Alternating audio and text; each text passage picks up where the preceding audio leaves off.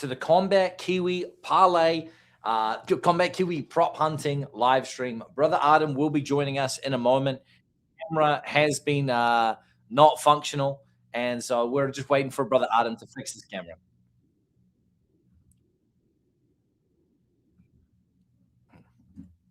How the hell is everybody doing, though? I see we've got a few homies already rolling deep here. We got Brother Chazborn. He says, Adam equals a goon.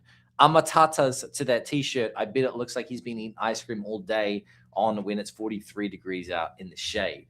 What do we got here? The chat is already flying through here. We got Gabe K up. What to do for 30 minutes? Well, we're live right now. So, we're already live, brother. What do we get? Can we get Adam's gym routine? Trying to fill out goth girl shirts like he does. It's tough. It is tough, Alexander. It is tough, man, for sure. We got, I miss seeing my Pookie BetSam's neck here. Brother, here it is. It's right there. It's right there for the taking, Brother Longshon. Let me fucking delete that. I'm just getting spammed with Adam here. There we go. What do we got here? We got, how you doing? 139 for life. Working overtime, says Chewbacca Cheeks. Been hella late, but I always stay up just late enough to catch the start of the Kombat Kiwis. We've gone live 30 minutes early today, so you can see us live. And Brother Adam will be rolling through very soon. 100% the woman on Adam's tee is Sam in a dress, Aguna Matata. Look, Adam would absolutely love that. And speaking of Adam, here is the bald gentleman himself. How you doing, Brother Adam? We've got that shit. That's not my fault. You sent me a broken link that, literally, BetSam sent me a virus that I opened up. Get pop-ups, legit pop-ups saying no camera, no video. We got no access. You need to contact support. I'm like, what the fuck is BetSam sending me? That is not my fault. What were you sending me, BetSam? I just sent you the same link. It's the exact same. That was not the same link. That ain't not the same link. Hell no. How you doing, Brother Jester? We got Red Jim here, live my ass. If I catch Sam outside, rest assured, I'm not tapping him and running.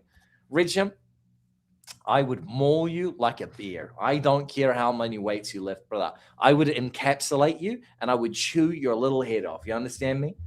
Brother Zuru, how you doing, Zuru? How you doing, Adam? We haven't had a chance to catch up prior to this. Yeah, because you sent me the link late, and then you sent me a virus, so it's then all over the place. And then, I did not send you a virus. He's blaming me.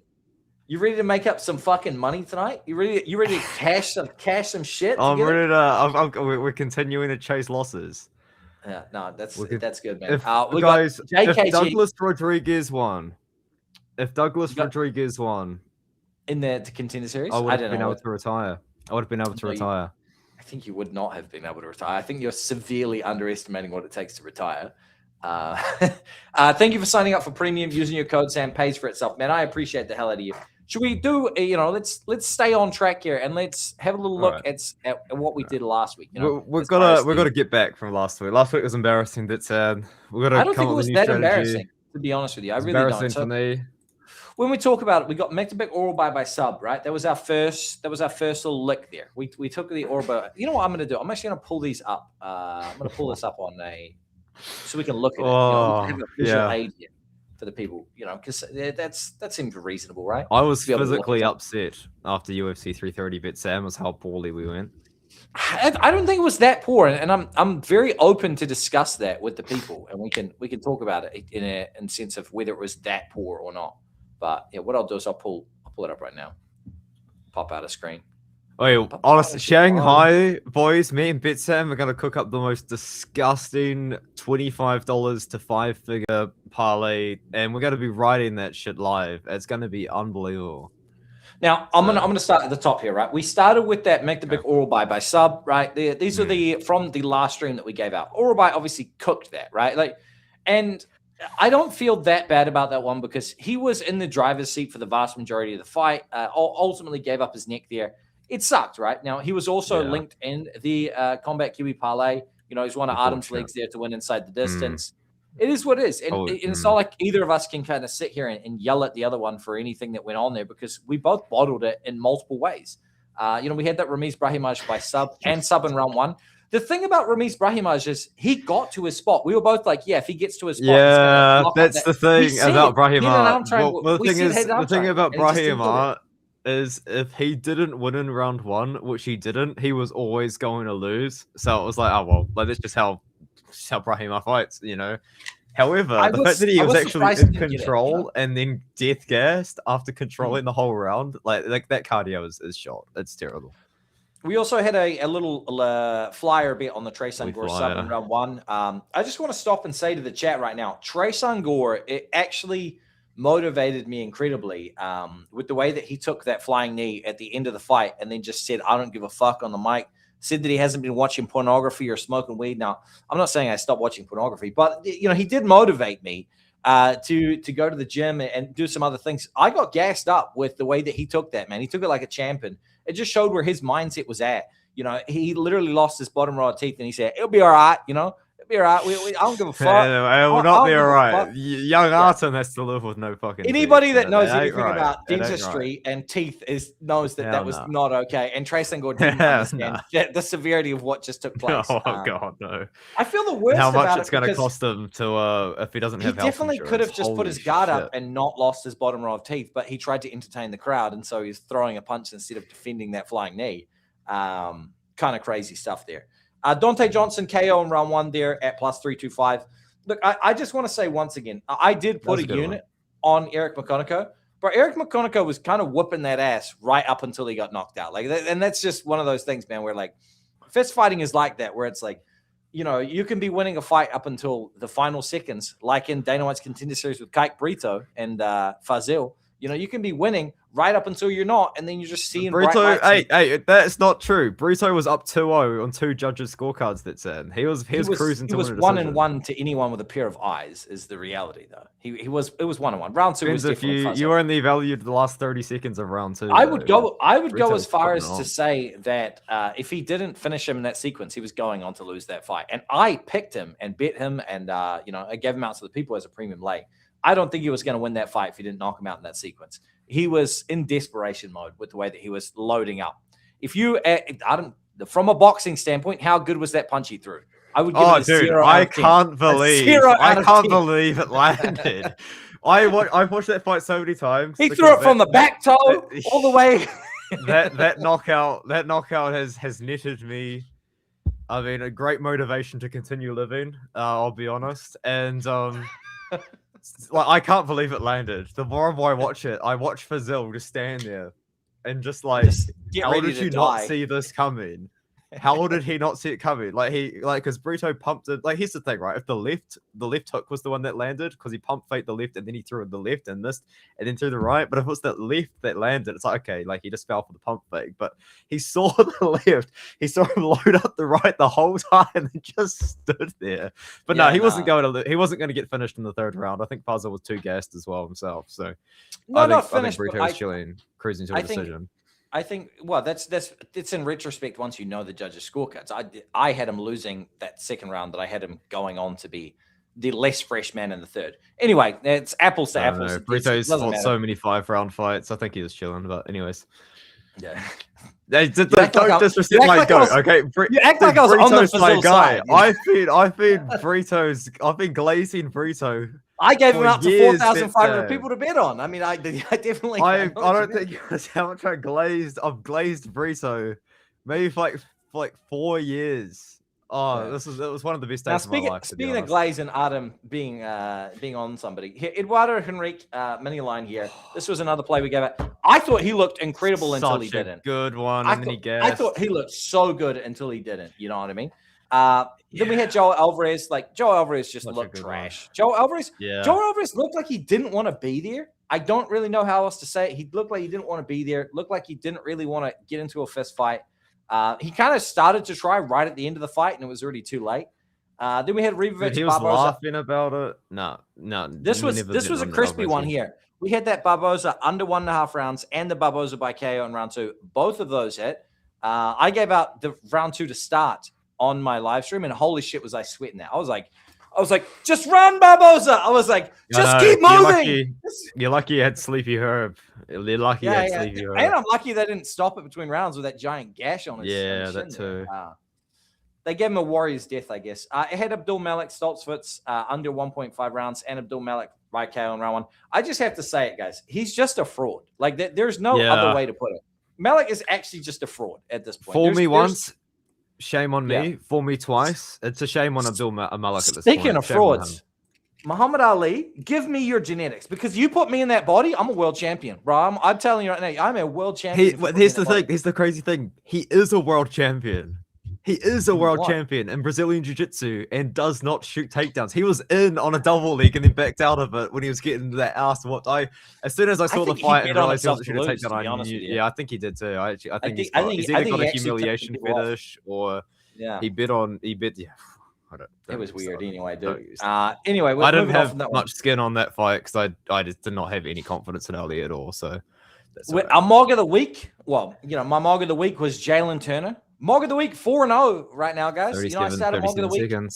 Started Mog of the week with Vlasto Sepo and Gilbert Urbina. That's where I actually came up with the idea of it. Was Gilbert Urbina was mogging Vlasto Sepo at the weigh-ins, and I was like, you know what? I'm going to pick flip here, and Mog of the week has actually just gone 4-0. The last Mog of the week was a midweek Mog. Our first midweek Mog was Kike Brito, and I thought that he was, giving reverse intimidation to the brother Fazil, and ultimately came out. He was rage baited Fazil so much. Like Fazil was actually making himself pissed off with his own trash truck. It was so funny.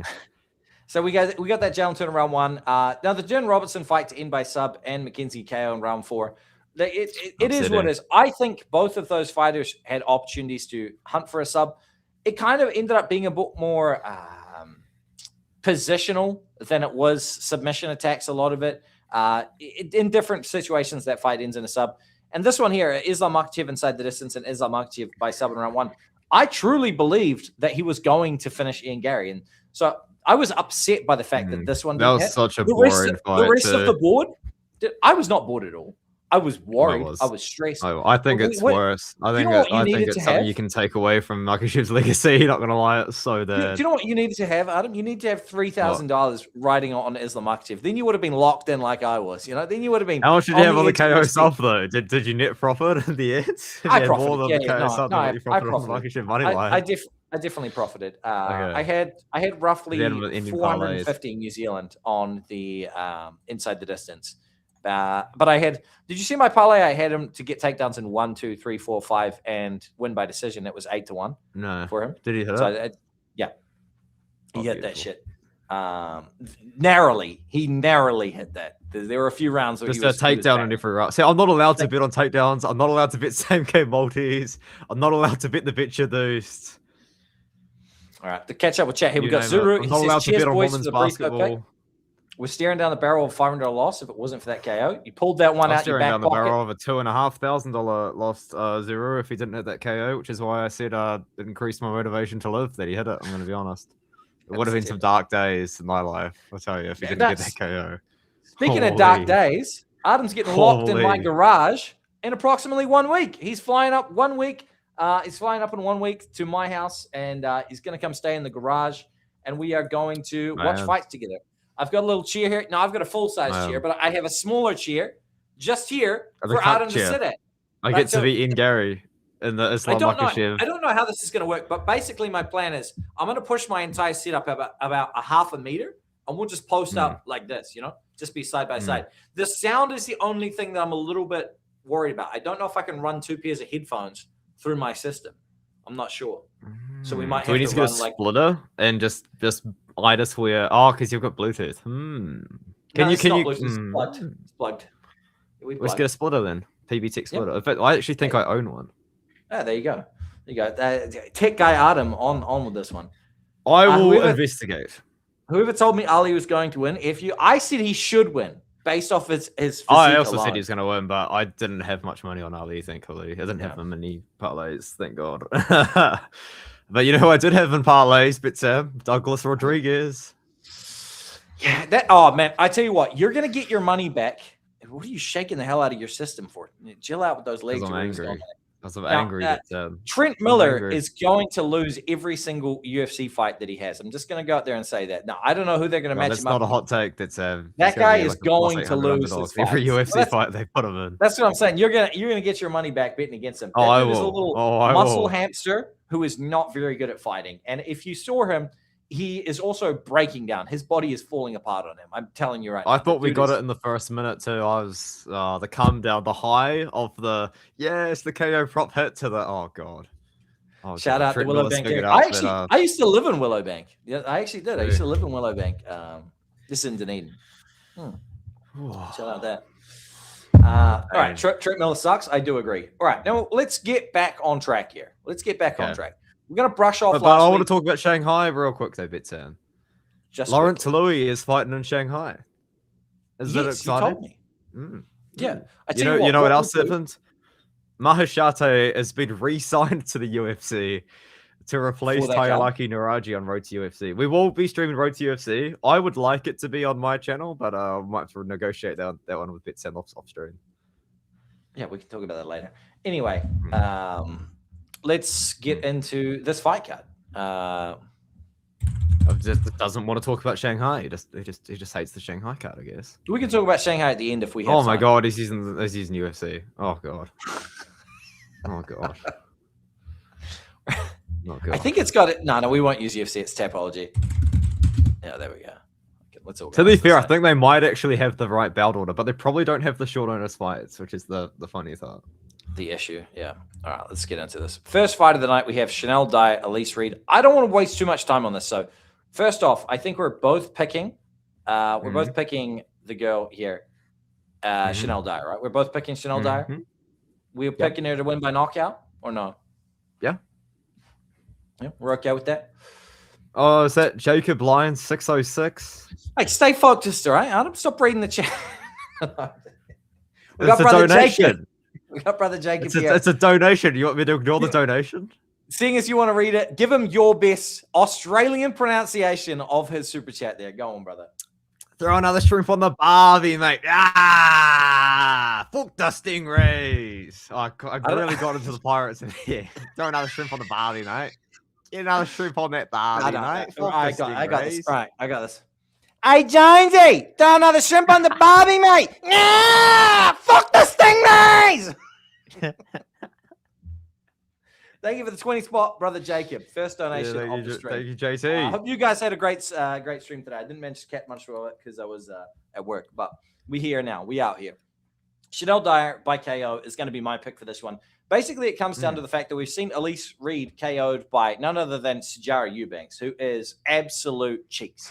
If you guys think Sijara Eubanks is good, like Sijara Eubanks, Sijara Eubanks is basically like I think you could find an equivalent to her at every 7-Eleven in America after 9 p.m. There's probably just one Sijara Eubanks allocated to every 7-Eleven. They're just hanging around. They're in a hoodie. Now, they're not wearing the UFC attire, but if you piss them off, they'll try to knock you out. And I think Elise Reed is just kind of done at this point in her career. She might only be almost 34 years old, but there's no way Elise Reed looks at herself in the mirror and goes, "You're going to be a champion one day. You are going to be a champion." No, her career is done. The UFC purposefully put this matchup together so that Chanel Dyer could fight a striker who isn't going to take her down. That's my thoughts for this one. Yeah. Well, I think also Elise Reed actually owns that gym she trains out of, so she's probably more focused now on building up the gym than maybe building up her own personal fight career, like trying to get some UFC fighters there. I don't know, like more fighters to train there to, I don't know, build at the gym. That's the point. But what are you thinking, rounds, or are you just thinking KO? Well, I think it also was KO. Okay, well, did we not provide enough talent, enough entertainment for you, JT? Yeah. Like, what's going on? I like you're waving your arms around like this is all I've got. Just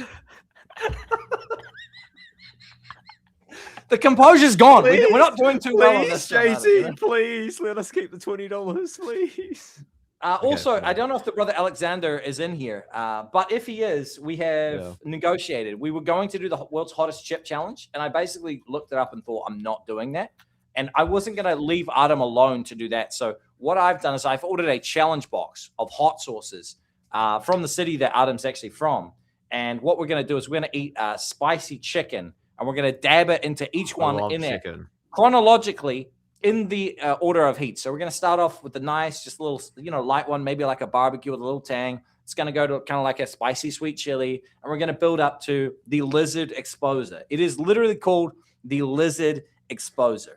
Because what that means is it's going to peel your skin off and reveal that there are actually scales under there. It is made with Carolina Reapers. It is disgustingly hot, but this way we can allocate how much of that sauce is going to go in there. Whereas if we just downed one of those chips, I think our assholes were both just going to cry. Yeah. For the entire Well, weekend. it was also the case of we were going to do it on the Friday, and then I feel like it really cooked us. It was actually probably just going to ruin the whole weekend. So, you know, we didn't really want to ruin the whole weekend. So yeah, like, you know, we've pulled out of the challenge. I mean, like, maybe in another time it would have been more appropriate, but it's just more the case of if we do it on Friday and like we just can't even like function, then it's just, you know, we've kind of just had no fun for no reason, unfortunately. Yeah, no, for sure. Spicy meat and lizard exposer is what Sam calls his weenus. Weenus is actually the end of your elbow. Just letting you know that. You might have got it a little bit twisted there, but. All right, let's have a look on. Are we going to go on Bet Online for this one? Because I don't know that we have. Yeah, let's just use Bet Online. I think we do have odds for BitChar, but every time I turn my phone on, it turns out that my mic picks up and it goes crazy. But Golden State Valkyries on 32 points heading into the third quarter there, Adam. How do you feel about that, considering you're big on that WNBA? You know? On 32 points going into the third quarter. 32 points. They're on 32. It's like it's in the third quarter. They're in the third quarter. That's disgusting. All right, Dyer by KO on BitChar is plus 120. What's it on Bet Online? Let's have a look at this. Hey, we got the brother Alexander is in here. Hey, we're just talking about you. Seeing Adam eat the lizard exposer is even better. Let's go. Yeah, it's going to be fun. And I've tried that hot sauce before. He's going to cry. Like he will physically shed tears. I'm quite certain about that. Thank you for the 20 spot there, brother Alexander. I appreciate the hell out of you, man. We're going to see Adam versus Sam in sparring boxing. I don't think we can make that happen. But what I was thinking we could do, if Adam's down for it, and I'm sure he will be because he's got some conditioning, is I was thinking maybe we could do a little body shot challenge to see if we could drop each other with a 10-ounce glove, just doing some body shots. It's been a long time since I haven't stepped into a boxing gym since 2023. I think it's been. Yeah, maybe we could do it power slap style where we have 3 body shots with a 10-ounce glove on to see if we can drop one another. You know, I think it could be fun. You know, instead of doing sparring, just a little bit of lighthearted fun. You know, I think it could be good. Yeah. Bang. Adam's like, absolutely not. He's like, I can't believe I'm flying to this guy's house in a week. He's just going to corner me with the gloves on. just sleeping in his garage. We got Angelo in here. Hey, guys, this is Angelo. That's exactly how Angelo would start any conversation. Yeah. Hey, guys, this is Angelo. Any chance we can get some feet what on were the screen? fun facts? This is Angelo, not Jacob. Thank you. Can we get some feet on the screen? I mean, I don't even think I've got the flexibility to make this happen.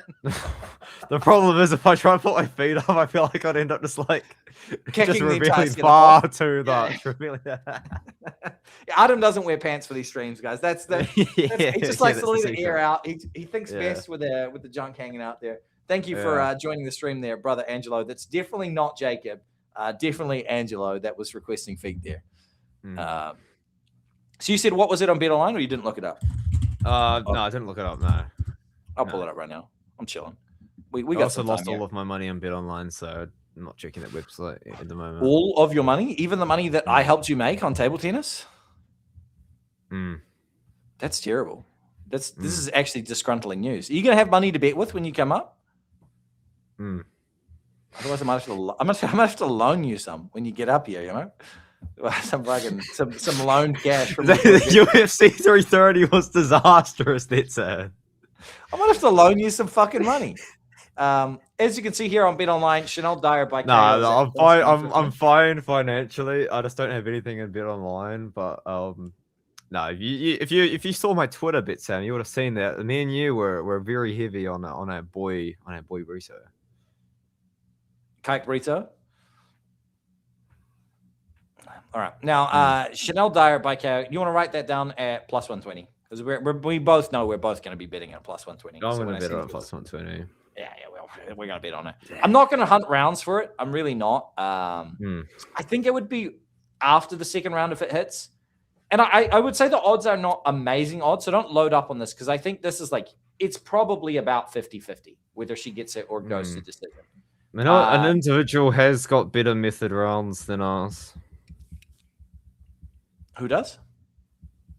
An individual on the We Want Picks. Okay. Better odds than what we've got. You tapping your microphone? You're hearing a lot of tapping there. Yeah, I was actually. It's Yeah, not bad. Don't do that. Apologize. Apologize to the stream. All right, we got Jackson McVeigh. I'm going to let you open this one up because I just got a good voice crack.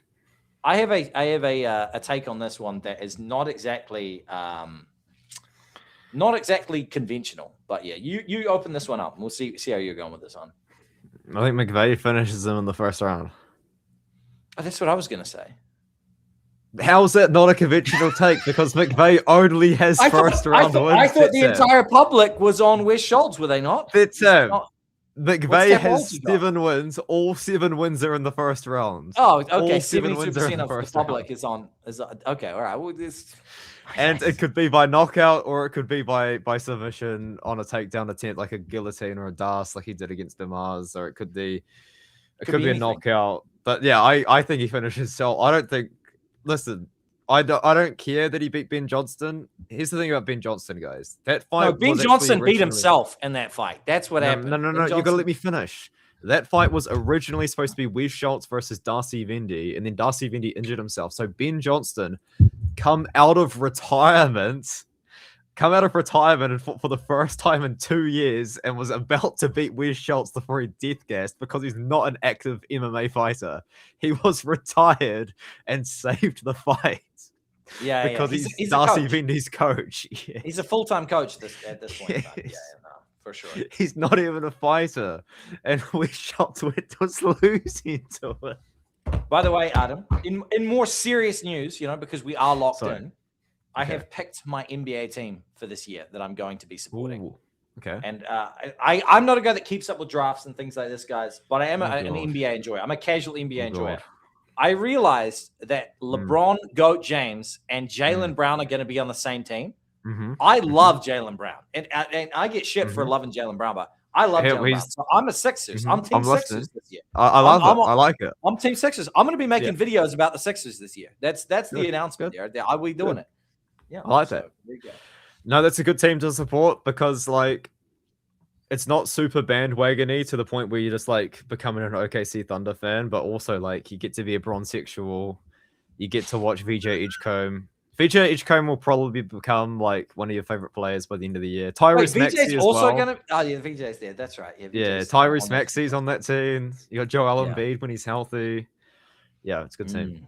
No, I'll also be watching the 76ers. However, I am a Portland Trail Blazers fan, and it is a destiny that I chose for myself a few years ago and have regretted making that choice probably every single day that I think about basketball. But Blazers have Ante D'Elia, though, yeah? No, not Ante D'Elia. What's that? Denny Avdia. Yeah, we've Denny got Avdia. We've got Ja Morant, Damian Lillard's back, Scoot Henderson.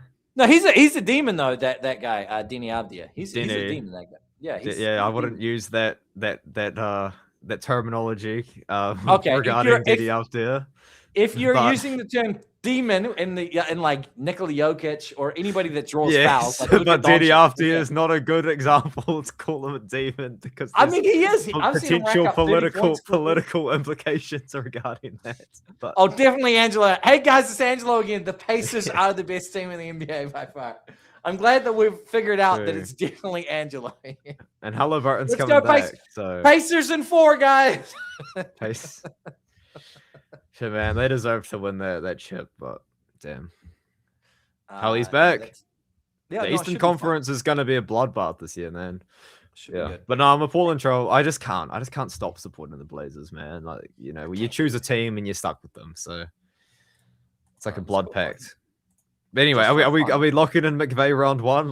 What's the go here? Why do we not have odds for it on BetSam? Why do we not have odds for it yet? We don't have odds for it on BetSam, no. We got odds for everything else. We got Stan Dawsonville KO odds, even though I took the fight on short notice, and we don't have a McVeigh odds, no. We'll talk about those in a minute. No, we don't have it here on Bet Online as well. It's not here either. Oh, really? Shit. Well, I'm just going to write it down because I'm going to bet on it anyway, so... we can write it down and then we'll just fill in. We'll just edit out at the price once it pops up. Yeah. How about that? Let's do that. Okay, because I looked on BetOnline, it's not there yet. So somebody's book might have it, but we don't. Speaking of Dorsan Vale, that's the next fight. So let's have a little look at that one. No, that's our boy. Now to I've the got chat. an update as well. Since you spoke to me. Mm-hmm. Okay, well I'll start. Okay, I'll start. Okay, because I have a premium. I have a premium play on this. This is a spoiler to any non-premiums in the chat. You dirty non-premiums. It's only $10 a month. Sign up using the link in this video. Code BetSam gets you 10% off. That will unlock my picks. It will unlock Adam's articles. You will get Jacob's bets, including apparently you're now going to see his PP. You will get Angelo's picks, including the safety parlay, which has just been on a 13. That's right, guys. Not 10, not 11, not 12. A 13 event win streak that came to a crashing halt due to none other than Joel Alvarez. And you will get the AI picks, all of the tools and everything and more for only $10 a month, guys. Now, on there, you will see I have a Gage Young bet that was 1 unit. I thought that Gage Young, as a slight favorite, was a good play. He's a historically durable individual. Gage Young is a guy that I genuinely quite like. I just think that G Money is a fun dude to support. And, I just think that he's a dude that I'm about, a young, headstrong dude, kind of like Bryce Mitchell that just goes for it. Isn't incredible, isn't the fastest, isn't the strongest, but he will come and he will go all night long. And I thought that he could win this fight. Now, unfortunately, he does actually have some pretty bad swelling on his right eye. Now, I don't know what that's from. Perhaps Adam does. We'll talk to him about that in a minute. Adam has alluded to me that the price tag on the Stan Dorsenville knockout was incredible. So I've gone ahead and I've placed a hedge on Stan Dorsenville by KO. Adam, what is your news? Oh, the news is another interview's come out regarding Gage Young like in the last couple of hours, and the eye's still cooked. Like above Gage Young's right eye, there's a cut. Now, here's the thing. It wouldn't be a big deal if it was like above his eyebrow or if it was like below the eye, but it's like here, like underneath the eyebrow, in between the eye, and that is it's like going to bleed. Yeah, that is 10 out of 10 doctor stoppage material. If it gets bad. Now, I don't know if Stan might be the kind of fighter that could exploit it because he does like to throw combinations. He does also like to shoot takedowns as well. And maybe get a takedown if he got Gage Young on his back, maybe the elbows could open it up. I don't know. I don't know what Stan Dorsenville's game plan is to beat Gage Young. However, I will say, actually, I was not confident in Gage Young at all. And I've just officially switched the pick. I actually am just going to be picking Stan Dorsenville to win this fight. And also, like BetSam, I have bet on Gage Young to win this fight by knockout as well. Like plus 1050 odds or something crazy. That's pretty nuts. Yeah. Okay. I don't know why $25 before we got there or anything, but we at the odds for that one on our sportsbook are it is 11.5 to 1, which is plus 1,050, plus 1,050 for a Stan Dorsenville. And that's just a wrong number. That's not correct. That's not by round, guys. That's not round one. That's just KO. No. Now, I do believe that the doctor stoppage is more likely than an outright KO because Gage Young is. Yeah, I agree. Tough. I think that if Stan Dorsenville notices the cut and hits it and it starts to bleed, his team should say to him, hey, just flick the jab at it. Just flick the jab at it. If you get in the clinch, grind your elbow on it because if he can open that thing up sufficiently, they will stop the fight there because I like Gage Young and I think people like Gage Young as well. But Stan Dorsenville, I like G Money. Remember when I was messaging you like all week, G Money? Yeah, but Stan Dorsenville, he's got a bit of X factor, and he is young. And if he can get a stoppage here, he's going to launch into the career with quite a bit of hype, like a Malcolm Wellmaker, like somebody else. He's very explosive and he's very front foot heavy. He is a guy that will bring the action, so they will be able to hype him up because if they feed him anybody that's not on his level, he's going to finish them.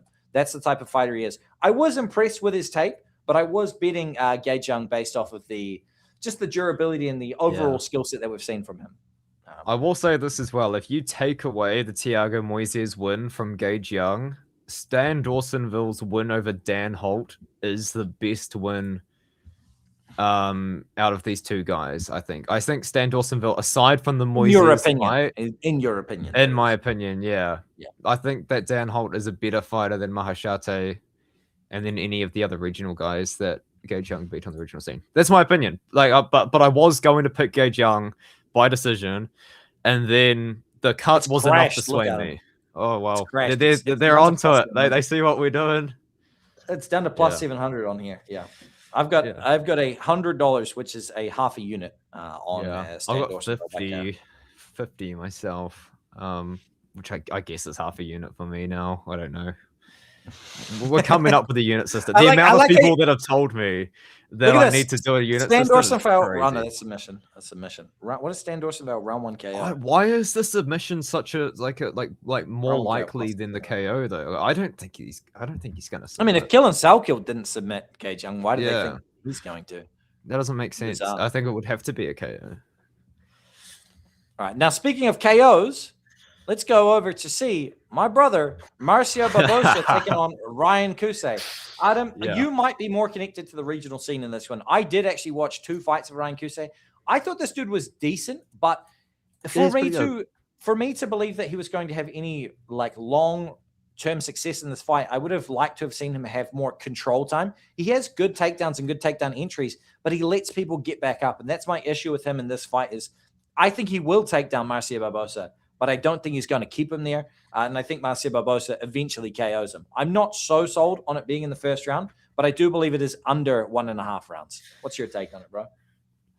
Well, here's the fun part regarding Marcio Barbosa, right? Like, he is going to look good until he fights someone that is going to be able to either take him down or hold him down or survive until the second round, typically. Because typically, not every time, but typically when someone survives to the second round against Barbosa, they do win.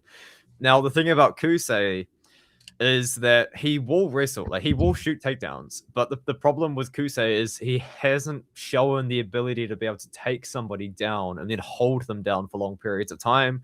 Another thing about Kusei too is, of course, you do see that he has weighed in 135 pounds before. I think his more recent fights have been at 145, but he also is kind of like Barbosa in the fact that they're both like actually pretty small featherweights in general. But the main issue I have with Kusei is he's a brawler, man. Like he wants to stand and bang. He wants to have fun in there. And if you're going to stand and bang with someone that hits as hard as Marcio Barbosa, I mean, all you really need to do is just look at numbers on a paper. I think Barbosa is 15 round 1 knockouts, something just stupid. I think he has 16 round 1 finishes, 16. But I don't know which ones are KOs. I think 15 round 1 knockouts, 2 round 1 submissions, and 1 decision 17. win. Yeah, so 17 finish wins. Yeah. All in so the first if you're round. A little bit defensively flawed, I think Barbosa's the kind of guy that's going to expose it. And unfortunately for Kusei, I do think that he is defensively flawed. And I think that is just going to lead to a Barbosa KO in the first.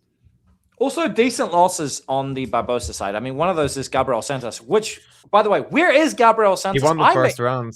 I'm like a huge Gabriel Santos believer. Where the fuck is that guy? Like, where has he been? I thought he beat Leroy Murphy on short notice. Yeah, me That's too. A really hot take. But I thought he won that fight. I watched him fight live in person. I watched him beat Jack Jenkins live in person, and I think he's awesome. Where has he been? I don't know. Where the hell is Gabriel Santos? What's he doing? Is there news of him? Yeah. You know? That's the not here nor the there. Odds on this are cooked. Yeah. So now I think this is probably going to be a skip, to be honest with you, and that's a sad thing to say. For us, I think it has to be a skip. But like I have Barbosa KO round 1 and like a parlay with Wint KO round 1, like for fun. You know what I mean? Like it's for not funsies, just a little get silly. I just have a lot of funsies. That. See, Marcio Barbosa, my KO. Am I willing to tell? 100. Am I willing to put a minus 200 Marcio Barbosa round 1 KO down? Not really. Yeah, not really. You got to ask yourself: would you be willing to put $600 on Marcio Barbosa to win 100? And the answer is no. It's probably not. Like I don't think it is. It's for him to win in KO round 1 is $1.55, which I'm not interested in. Like I'm just not interested in that price tag. Is it likely? Yeah. Does it probably happen? Yeah. Not for me. I would rather play the under 1.5. But again, these streams are not about giving out minus 300 plays, guys. They're really not. We're hunting big fish. Yeah, which is why I'm gonna say we pop down a skip for this one, bro. Well. I'm happy to skip it too. That's another thing as well. But 330, I think we need to learn as well. Unless the volume needs to decrease and the unit size needs to go. What about a cheeky Brazilian club and sub? I don't think he's going to mess around with it. I really don't. I don't think. I genuinely believe when he lands the shot, it's gonna be. It's done. going to kill him. It's just gonna he's just gonna Yeah. die. Yeah, fair enough. Okay. I mean, if you want to Nasrat- chuck a snub, but I just don't no. think it's likely, or It's even okay. a sub round 1. I don't know, but It's okay. We don't need to argue. Just move on. It's okay. It's all right. No more fighting. No more Nasrat fighting. Haqparast taking on Chris Padilla. I have very strong feelings about this fight. Chris Padilla is my slam of the week. He is an underdog slam of the week. He is sitting at plus money right now. So if you guys want to hate on the me picking chalky favorites for slam of the week, not this week. You can't. Now, Nasrat Haqparast is a good fighter. Now, I don't look at him and think he's amazing. He's pretty good at boxing, right? His takedowns are decent. His takedown defense is okay. That's about it. Like that is about it. His volume's good, sure. But everything that he does, I think we can say that Chris Padilla does just about better everywhere other than pure boxing. And even in the pure boxing, you can't say that Nasrat Haqparast is this elite boxer when he gets landed on 160 times by Esteban Rivic. He doesn't get out of the way of strikes. Offensively, he's good, but defensively, he leaves a lot to be desired. He's coming off a brutal knockout loss to Killen Salkeld. Prior to that, he's coming off of multiple wars. I think he's got a lot of miles on the clock for a 31-year-old, and I don't think he's going to win this fight. And I'm going to make a bold prediction and say I don't think Nasrat Haqparast wins another fight in the UFC and gets cut after he goes 0-3. That's going to be my bold prediction. Whoa. What's your take on this fight? I think we're going to lock in a Chris Padilla round 3. What are you thinking? Chris Padilla round 3? Mm. I think let's make it round 2. I think he gets it done round 2. I'm going to pick round 2 for Chris. To be fair, the stats do back up because I watch UFC with a calculator, by the way, guys, just so you know. Like I have become a bit of a stats nerd, and I will admit it has actually worked out for me quite well. The stats do support a Chris Padilla round 2 victory, but I'm thinking round 3. But I don't think it's going to be round 1. We both agree it's not going to be round 1. Round 2, round 3. I'm going to pick Chris Padilla round 2 plus 900. I'm okay with that. Can I put my name on the round 3? And you put your name on the round 2? Sure. And put his money line. Let's ladder it. We'll go 1, 2, 3. You can be on 3, and I'll be on 2. Bananas and pajamas on this shit. And then one of us will be right, one of us will be wrong. One of us gets bragging rights. It's gonna be me. The other one gets to cry in the corner. Have you watched the movie Obsession by any chance? Yes. Absolutely. What do you think of it? Terrifying. It's a good movie, eh? It's a good movie, right? I had it turned up very loud, and in the car scene when she gets through the window there and just hammers that chick's face. Oh, dude, for me it was like I watched it last night. I had it super loud. Yeah. Like I was like, I was in my living room like, holy shit, that got me. No, it was it's a crazy movie. It's got like so many like double meanings to it. Like who's really, it's nuts because like the movie portrays him as the victim, but in reality she's the victim. Oh god, it's fucking crazy. But also the bedroom scene when the guy wakes up and she's like standing in the corner and you can't see her. Oh hell no! Oh hell no! No. He saw it as well. Terrible. Yeah, Jet MMA saw it. Yeah, that terrified me, brother. Yeah, I was genuinely surprised when I saw Padilla and Slam. We'll see, man. I'm down. I'm down with Padilla. I'm riding to war with. And if you guys haven't seen the video, it's awesome. BetSam's worst fear is altitude. I wasn't scared of it. It just beat the shit out of me. I wasn't afraid, Guys, never fear death or dying. You should only ever fear never trying.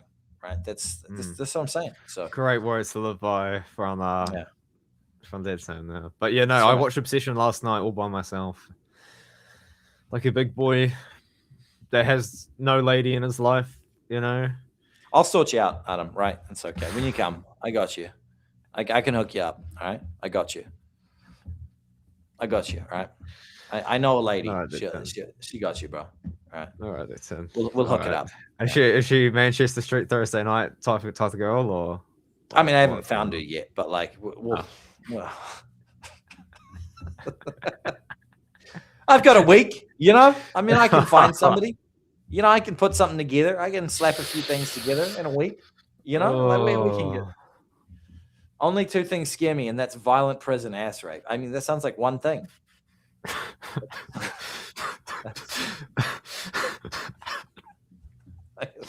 Anyway, next fight of the night, we have Shamil Gaziev. We haven't even locked in an official. No.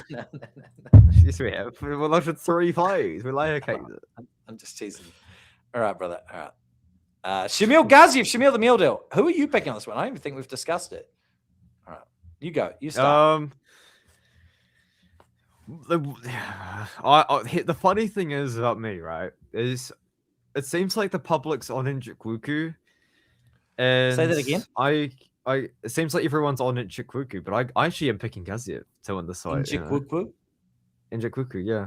Njoku. Sorry, not that. Njoku. Kennedy I'm picking Gaziev.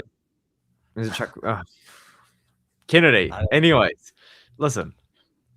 I'm picking Gaziev. I don't feel good about it. I don't even have a real reason to do it. I just don't trust I know why Kennedy. you're picking him. Adam, look into the camera right now and pull the same pose as Shamil Gaziev. Like, take off the headset, take off the headphones, and then just pull the same pose. Right. Now, take off the headphones so we can see the bald head, you know? Yep. Okay. We know why he's picking Shamil Gaziev, guys. It's the same person. Adam, you can't fool us. We know that you're fighting Kennedy this weekend. We're not going to bet on you. We know you're going to lose. No, in all seriousness, why are you picking him, though? What do you actually think that he does better, you know? Nothing. Nothing?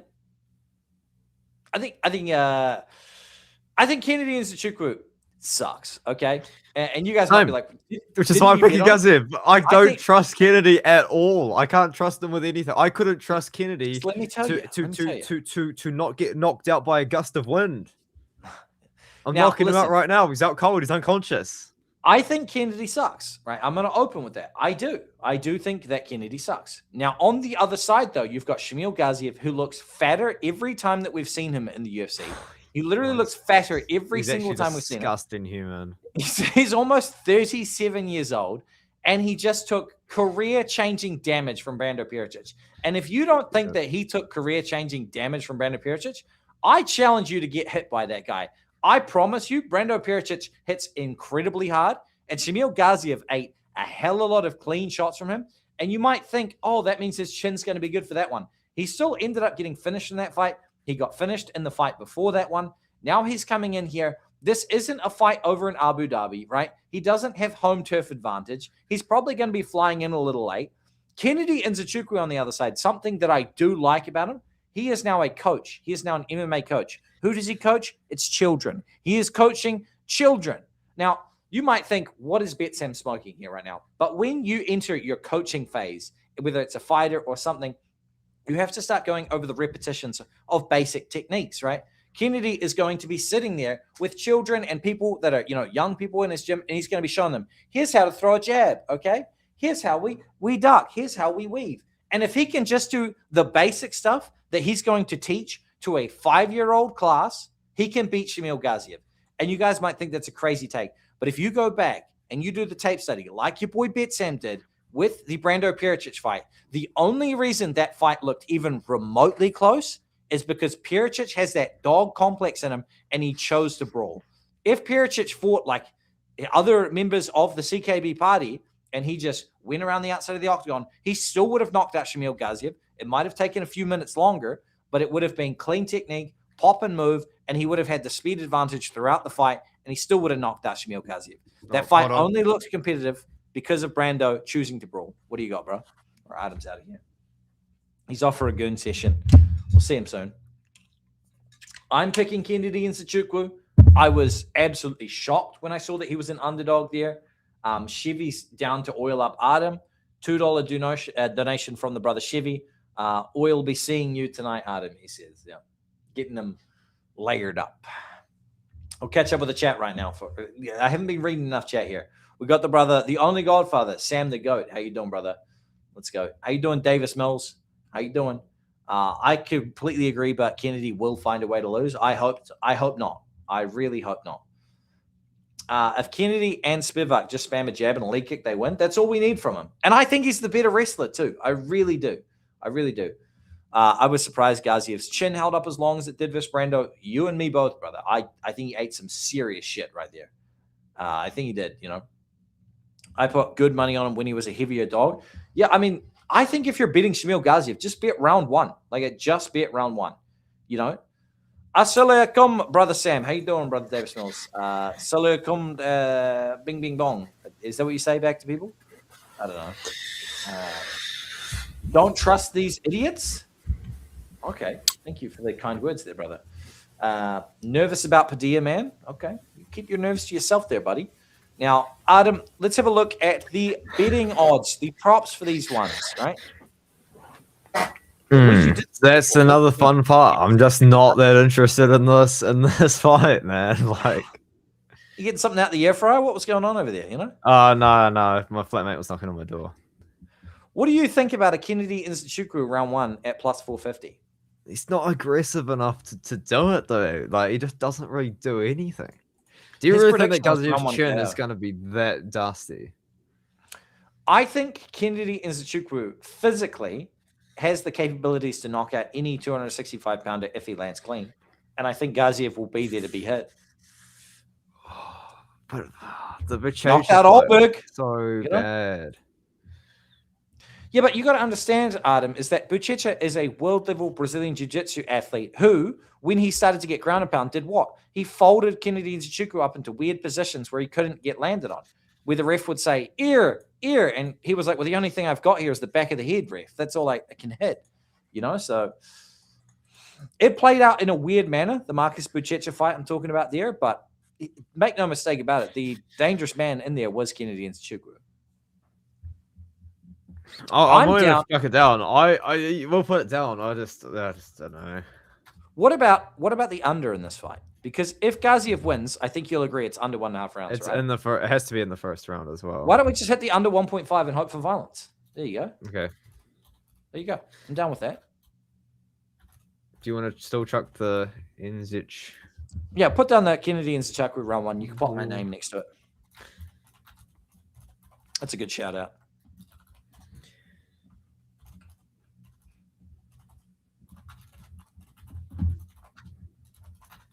Oh yeah, we're working. Then we're getting there. We have a very fun one coming up next year. Oh yeah, we do. Oh, do Jamal Emmers, pretty boy, taking on Leon Douglas, the gunslinger. Guys, go check out the latest Slam of the Week video after this. You will see a very beautiful Leon Douglas edit that was put together there, and it is a very fun video, very exciting highlight there for Leon Douglas. I am a huge fan of this guy. I think that he is incredible. He comes from Bloodline Combat Sports. Even though he's got a 14-5 record, he's 31 years old, which historically is a fighter's prime, especially in this featherweight division here. He should be firing on all cylinders. I think he's at his greatest that we've ever seen. Now, obviously, if you want to try to do the derogatory thing and you want to talk about the negative side of it, and I think Adam might even point this out, is you've got Cam Teague, Julian Erosa, and Elijah Johns. This is his last three. They're nobodies. And you might say, oh, Julian Erosa did this, Julian Erosa did that. Look, Julian Erosa isn't the guy you think he is at this point in his career. We have to accept that when these fighters get older, they're just not the same people. I mean, we just saw it with Edson Barboza. Julian Erosa will be the same in his next fight. We just saw it with Billy Quarantillo. You know, these fighters get old and they're just not as good as they once were. So Leon Douglas in this matchup here, he's taking on Jamal Emmers. My only concern is the grappling. Jamal Emmers does have some grappling. But Jamal Emmers hasn't been using it, so I don't think he's going to be sharp in the wrestling. I'm going to pick Leon Douglas by violent knockout. I think he gets the low kick going early, and then I think he lands a left hook that puts him out. What do you think, brother? Yeah, Jamal Emmers is also 37 years old. So, also, according to Chris Padilla, apparently he smokes so much weed he could out-smoke Anthony Hernandez and Chris Padilla combined, and he smokes so much weed he walks through the jungle because he's so high. That doesn't fill me with a great deal of confidence in someone that's going to be prepared to take on the hardest hitter at 145 pounds. You know what I mean? That's the second. You know, like you can't be chill. Yeah, I know. I saw the first one too. You can't be chilled. You can't be relaxed in there. Well, you probably should be relaxed when you're in there with Leon Douglas. But here's the thing about Douglas. I have a lot of negatives to say about them, but if you want to listen to those, you can listen to them in my channel breakdown because, like, at the end of the day, I have watched a lot of Leahy and Douglas fights, and he is not a perfect fighter. There's a reason he has 5 losses. There's a reason why most of his knockouts before he got into the UFC and the Contender Series don't come in the first round. But I think that something has happened to Douglas. I think that he has found confidence in his hands. I think that Bloodline Sports is going to give him a lot of confidence, training with Cub Swanson. And this is Cub Swanson's protege, like Jalen Turner trains at Bloodline, Richie Miranda trains at Bloodline. They're not Cub Swanson's proteges. Leahy and Douglas is Cub Swanson's protege. This is the guy that's been at Bloodline for the longest. I think he's going to be able to put up a good performance. Now, is it going to be a round 1 knockout? Maybe, maybe not. I actually am thinking it's probably going to be at the end of round 1 if it is in the first, because even the Julian Rosa knockout coming in 3 minutes 30 did not. Or the start of round 2. So I do think the under 1.5 is fine, even if Douglas does end up taking it to the second, because I think that Douglas I genuinely think he's the hardest hitter at 145. It's just, is he going to land? He doesn't like pressure. But I think he's going to knock him out. So, but also I think Douglas by KO is like minus 200, and his money line's minus 400. It's minus 215. Oh god. What's Can we Douglas KO parlay round these? 1? Oh. No, we can't parlay these. What about? Oh, I'm done with that. Under 1.5 plus Leahy and Douglas gets you plus 103. I'm down with that. I'm just wondering, like, what would a Douglas KO round 1 or 2 just be? Yeah, that's fine. Okay, I think it's what is it? Round 1 Leahy or and 2? Douglas. I can find that up. Yeah, because on BitShare we can do that. Yeah, I got you. Let me have a look here. It'll be under round 2. Round beating 2. Leahy and Douglas to win in round 1 or 2 is $1.60. Not the good. Oh, wait, what? Yeah. What about KO round 1 or 2? Oh god, that's terrible. No, we don't have. I mean, we could same game multi it that way if that's what you mean, but I mean method round combo. All right. Yeah, Leahy and Douglas KO rounds 1 or 2 is $1.62. Oh, well, that's way better same game multi. Okay, I like that. Leahy and Douglas and under 1.5. Same game multi. Plus 103. That's great. That's a great price considering what we're getting on BitShare too. That's a really good price. Yeah. No, that's really nice. Yeah. That's probably going to be like I'm going to steal it. That's going to be my league for the Kombat Kiwi parlay right there. That's stolen. You're gonna have to put money back and bet online to get on that. You're like, that's not happening. Speaking of knockouts, then we have Anthony Wynn taking on Terrence Fatman. Now, if you think his name says Terrence Chapman, you're just reading it wrong. All jokes aside, and I do want to point this out. He's actually not that bad.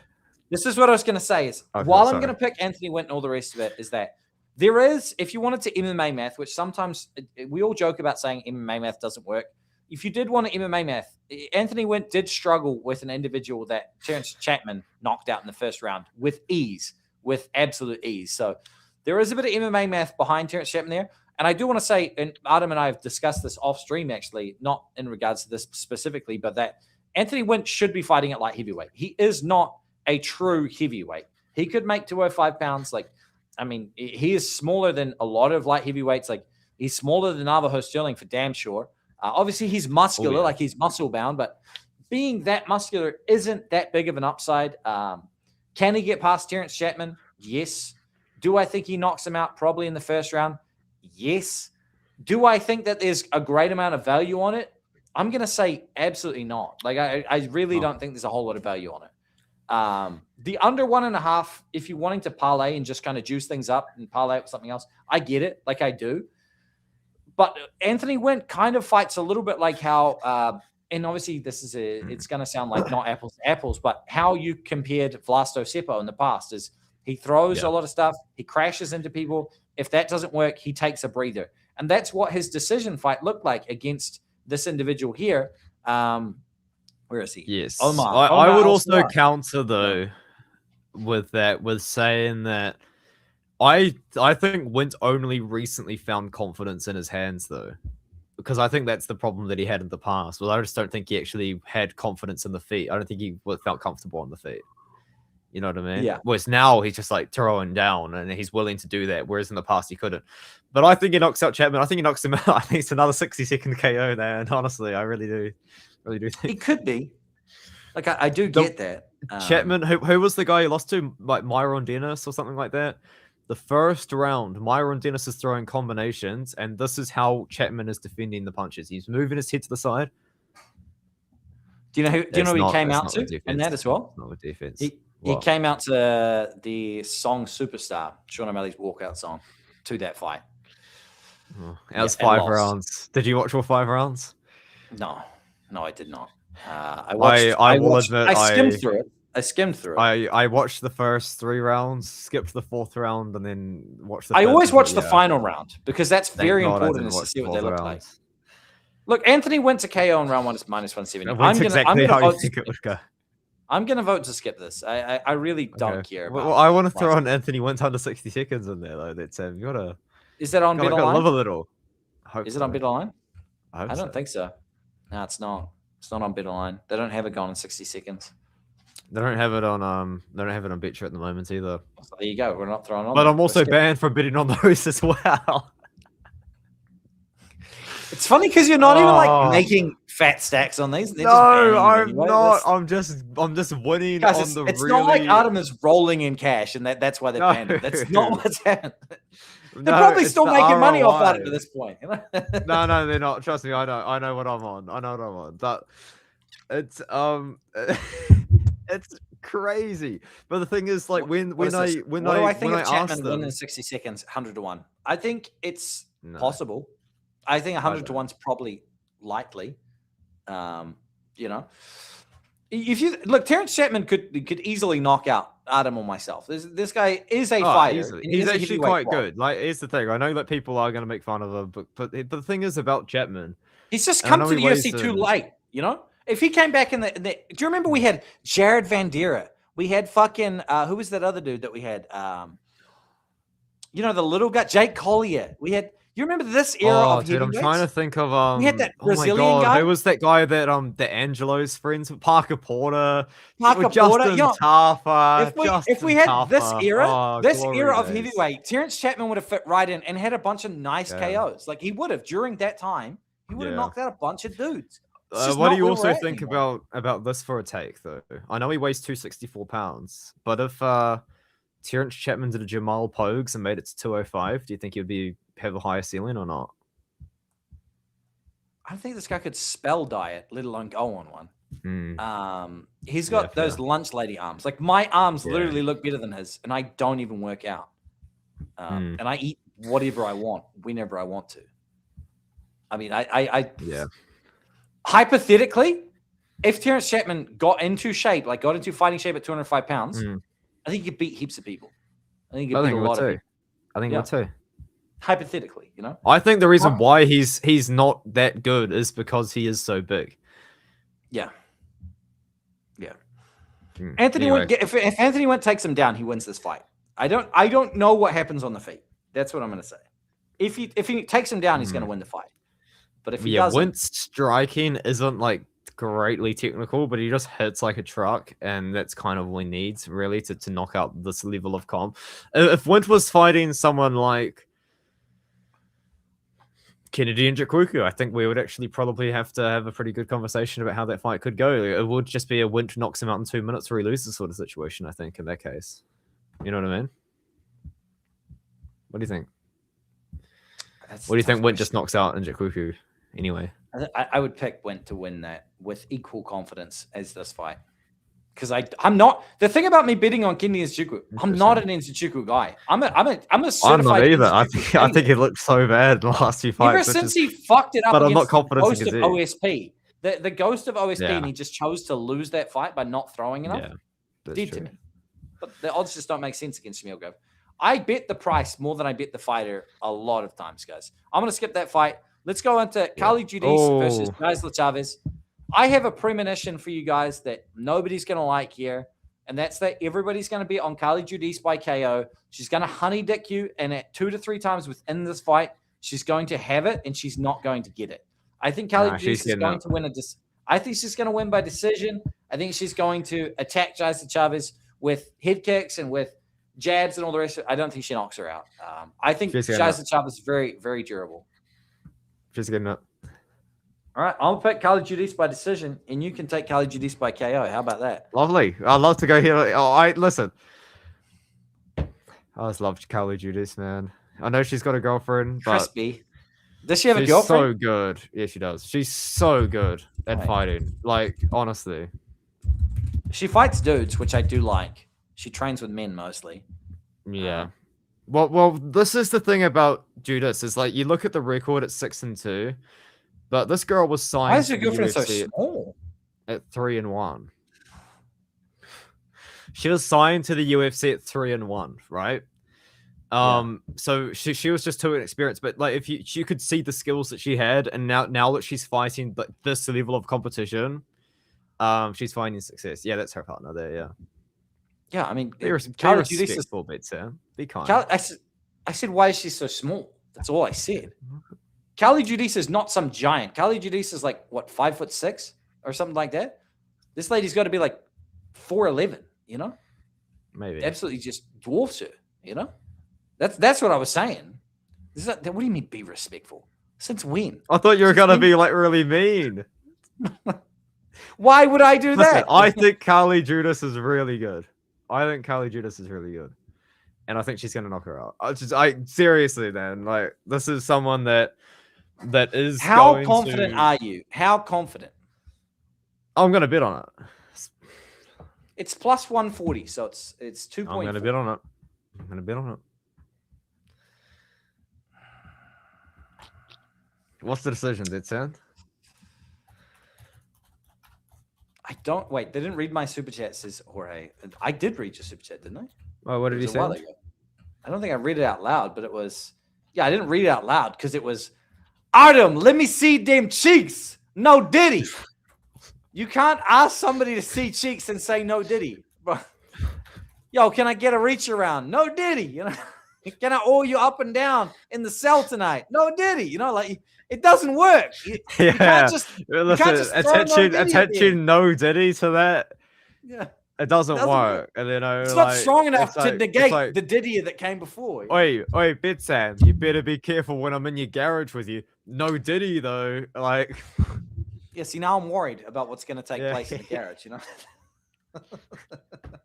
Okay, what is the price? Get real. What is it? I'm gonna take Artem to my village. And I'm going to show him something in my hotel room.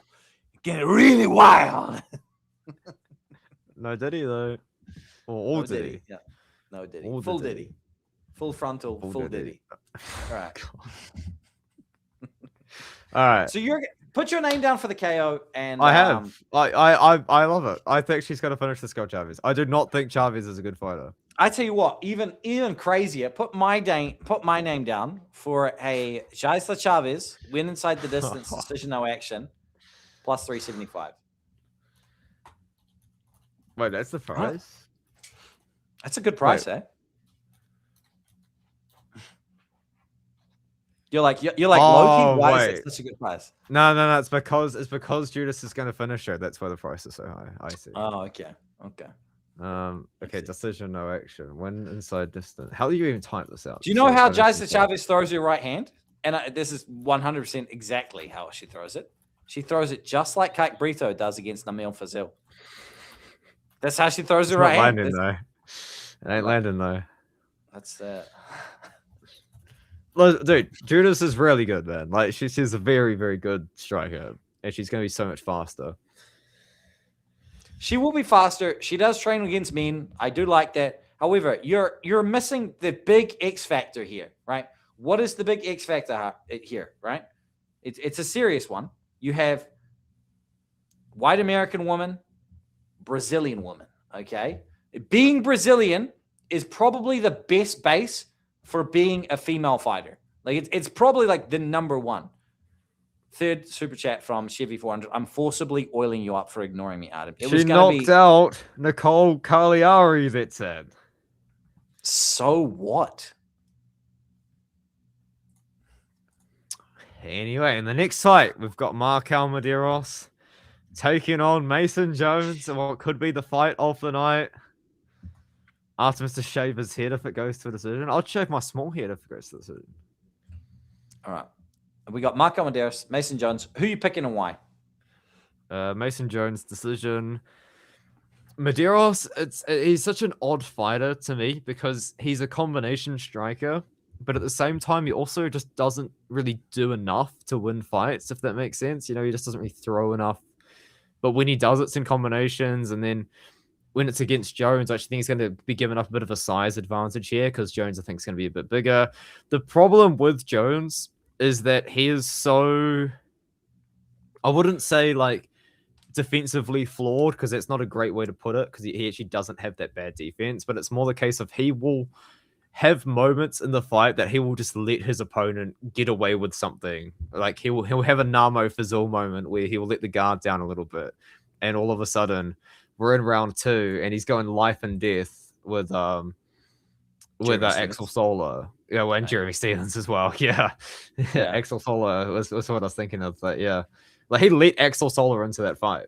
He was winning that fight fine, and then he let Axel Solar get into it when he didn't need to.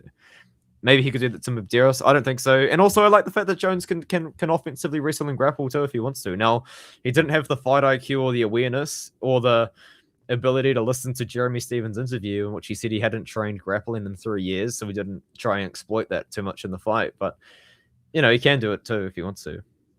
Jones is just a good fighter. My hot take for this fight is that Mason Jones is coming off of a 4-month layoff where he's probably had some of the most damage that he's sustained in a UFC fight, right?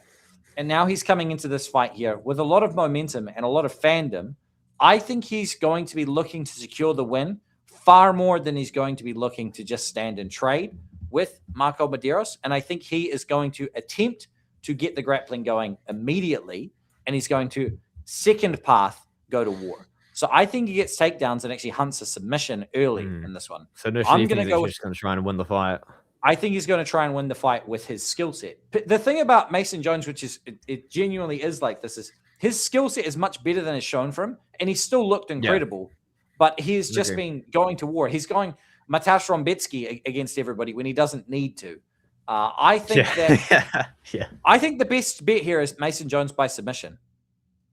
Oh, we lost Adam's camera from giggling too hard here. Oh God, I lost BetSam. We're back. No. All right, we're back. Oh, I lost you. Sorry. Oh, you're back. You're back. Yeah. We got Mason Jones. Mason Jones by submission is going to be my play here at plus 475. Yeah. Check me on. I'll put my name on that too. I like that. I've also, Adam, which I have bet is I've bet his takedown lines. Would you like to hear what his takedown lines are? Because they're pretty good. Sure. I'm not allowed to, but sure. All right. Takedown lines were... Where are we? Fucking... I will try and bet a Mason Jones takedown right now, and I'll tell you exactly what happens. So Mason Jones... You're doing 1+? Yeah, 1+ round 1. So round 1 total takedowns is 148 there, which is... All right, we got a big donation. I'm just going to read this out. $30 donation from BTB Connected. Shout out Richard, shout out DJs United, shout out Sam. Let's cash this weekend, boys. Stan Dornsfeld, Mussy, Door money line. If you haven't already, definitely check out Sam's Discord server for the earliest picks and great community. Also, BTB Connected. We've put something else on there too. We've put Stan Dawsonville KO to cover that potential eye cut. That's right. We have indeed. Thank you for the 30 spot. Thank you, BTB, brother BTB. Appreciate you, brother. Thank you for that one. Genuinely, very much. Thank you. Then we have Shanghai Glizzy in there. Yeah, I don't know why I was double Glizzy in there. I'm sorry about that one, BTB Connected. That's all that no Diddy talk. Adam's like, I gotta fight off the Diddy. I gotta fight it off.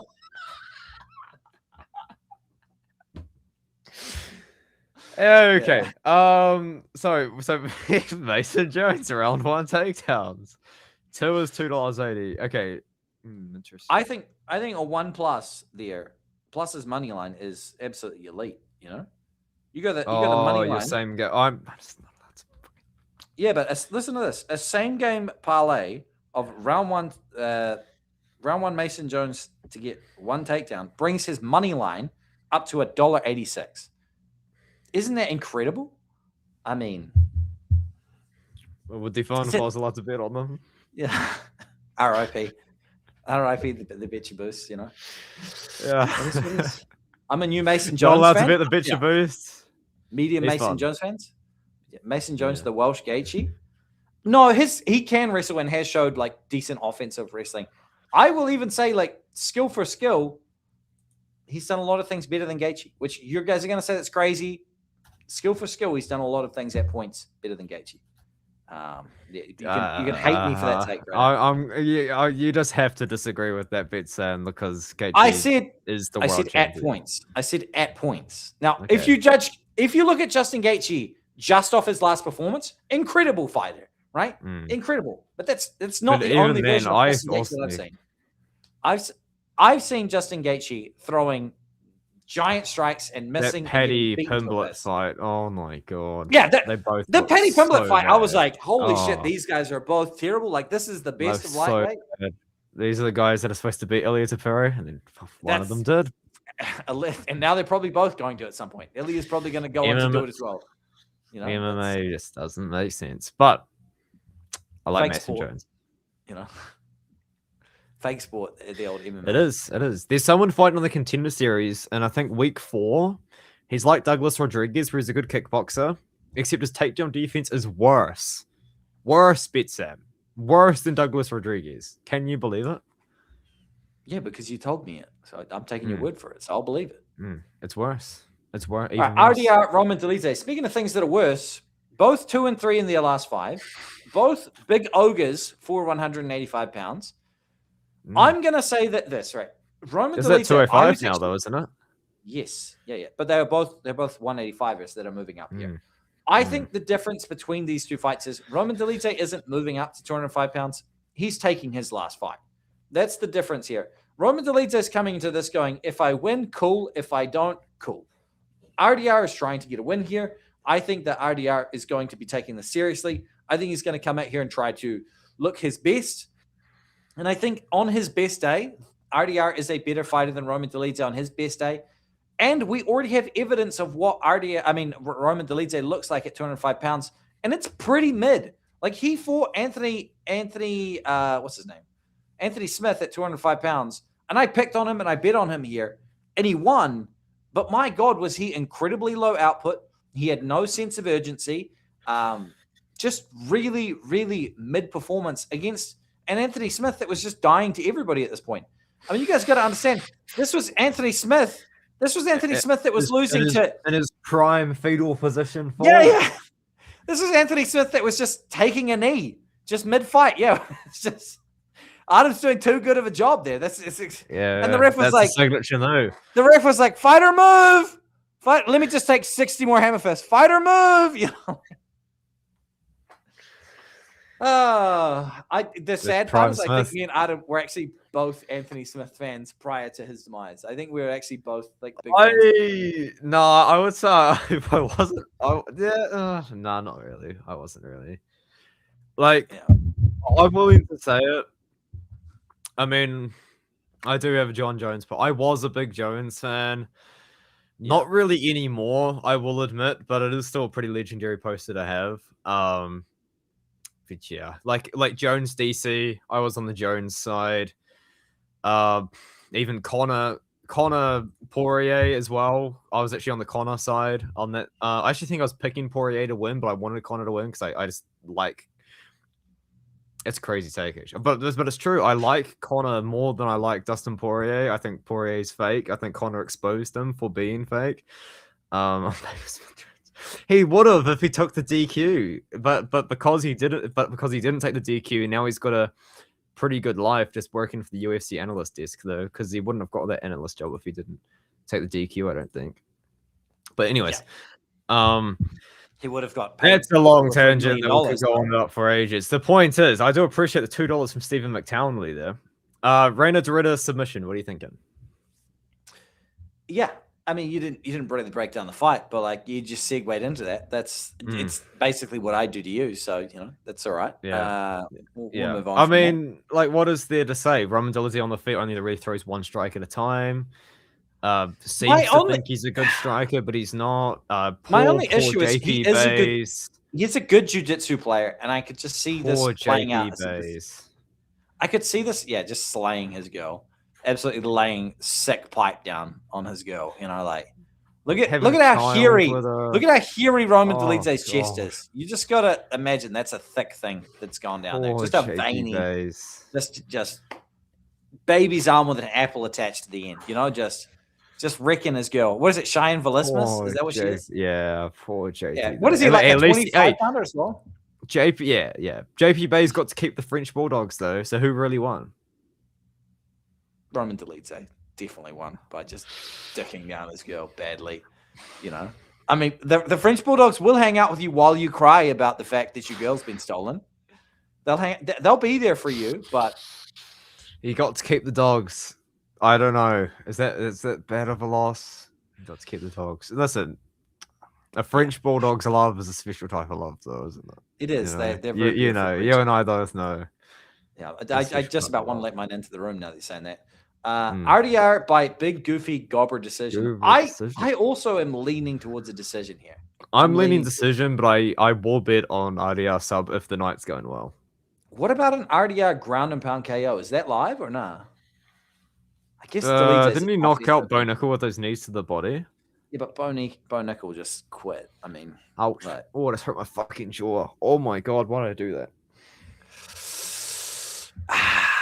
Sorry, this is where my jaw's screwed together, and I just fucking pinched it. Holy shit, that hurt. It's plus 345. I mean, I don't think he's getting a round 1 sub. You know. So I don't know why I did that. That was very fucking. I'm gonna skip it. I know it just doesn't sing to me. Here's what I'm gonna do as well. I'm going to play when we place a long shot multi. RDR is gonna actually be the final leg. This is how I'm learning. The final leg has to be a big favorite because then you can easily hedge at the end. So I'm gonna have like a $25 to $1,000 multi, maybe a $25 to $10,000 multi. The final leg on both of them, if they even get there, will be RDR. So I can have the choice to hedge if I want to. Yeah. I don't know why I said that. So let's just move on to the co-main event. And I think we're both on, surprisingly, Vitor Petrino.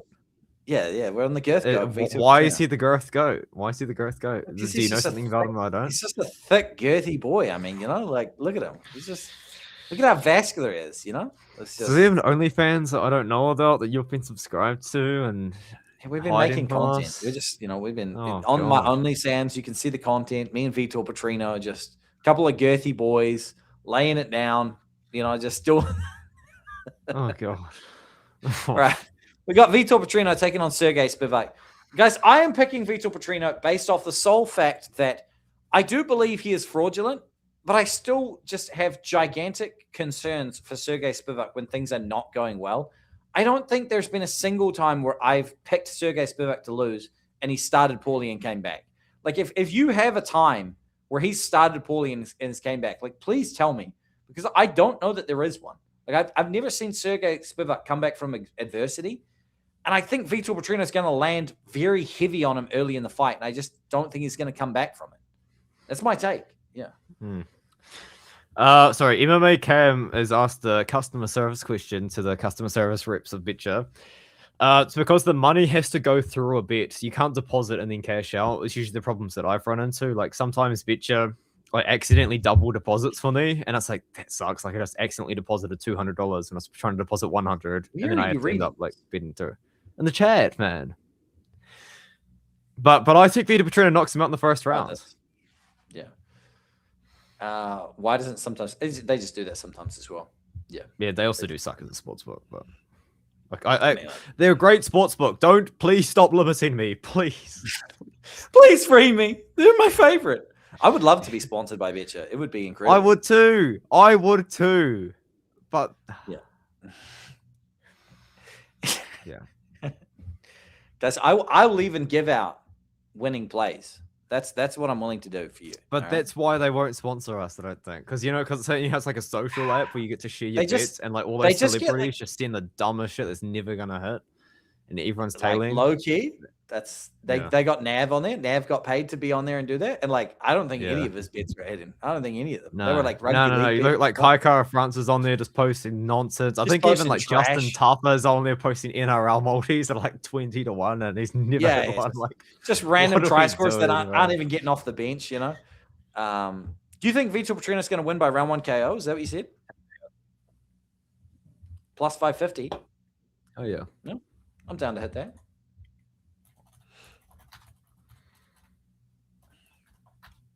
Here's the thing about Petrino. He is an idiot though, and he will shoot takedowns like an idiot. He could get That's what I worry reversed. about. Yeah. Do He you want to hit is the an under idiot. 1.5 rounds at plus 174, just in case he misses it Yeah, up? Kane, because he is an idiot. He is a total fool. Plus 174 for the under 1.5. Plus 174. Got you. Yeah. It's been a short stream, bro. We're almost at the end. We might have time to talk about Shanghai. We might. I would love to talk about Shanghai. All right, last fight of the night. We got Anthony Fluffy Hernandez and Gregory Robocop Rodrigues. Would you like to see my betcha same game parlays that I've built for this? And have I got some good ones? I'm gonna guess it's a combination. You've got a combination, right? So you've probably got like a Hernandez and round 3 to start, yes, and then Rodrigues around 3 to start, no. Same game parlays. Is that how you're cooking it? Close. It's close, right? So I've got an Anthony Hernandez to get 1 takedown round 1 and 1 takedown round 2, plus the fight not to go the distance. That's 4 to 1. So that's $50 to return 200. Then I've got Gregory Robocop Rodrigues to get 1 takedown in the first round, plus the fight not to start round 4, and that is $50 into 608. Now, understand the vision for this, right? Robocop. Wait, sorry, can you please repeat that for me? Sorry. 50 into 608. Sorry. It is Gregory. We're not putting these in the official ones. Oh, no, I just want to listen to it, though. It's Gregory Robocop Rodrigues to get 1 takedown in round 1, plus the fight not to start round 4. And that is 12 to 1. Now, what that means is him to finish in the first 3 rounds, and he gets a takedown in round 1. The reason why I like that as a multi is everybody's saying either Gregory Rodrigues folds Anthony Hernandez with a body shot or he doesn't finish him.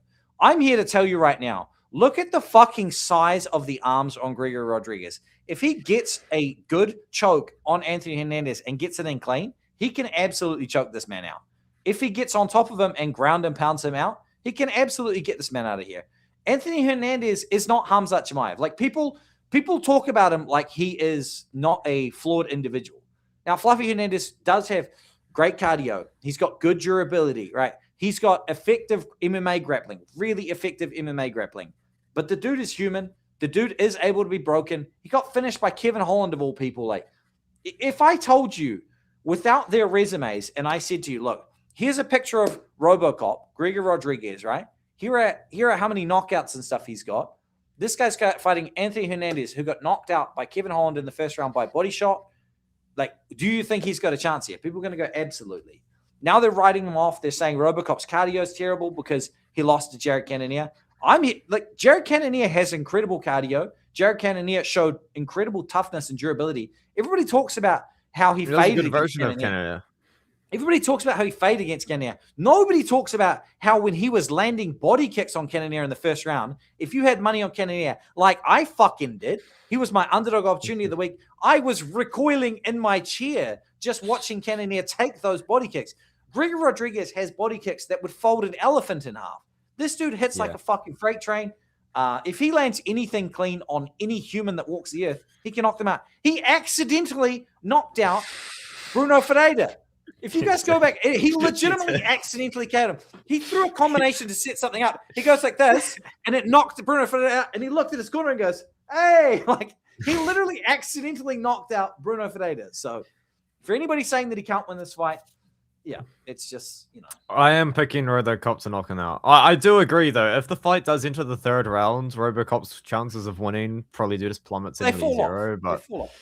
But I am willing to chance to chance the round 1-2. I'm willing to, because Mikel Pereira also had Hernandez in hell in like 90 in the first 90 seconds of a 5-round fight too. So it's not like Hernandez has never been hurt before in 5-round fights when people are going to try and take it a bit slow too.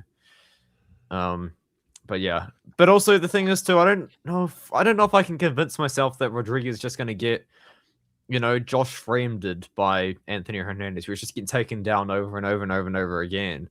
Because like he does have good wrestling base, and he does have a national Brazilian championship in grappling. Yeah. So you look at the resume of Hernandez as well. It's not like this is some lineup of world beaters that he's been absolutely smoking. You look at it. It's Rodolfo Vieira, who just got beaten by fucking chinny boy Eric McConaughey. Head kick knocked out by fucking Bo Nickel, who then Bo Nickel thought he was the best striker in the world for some reason.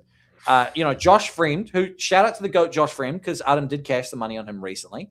Marc-Andre Barriou. $150 on that fucking guy, and he nearly cooked it so many times.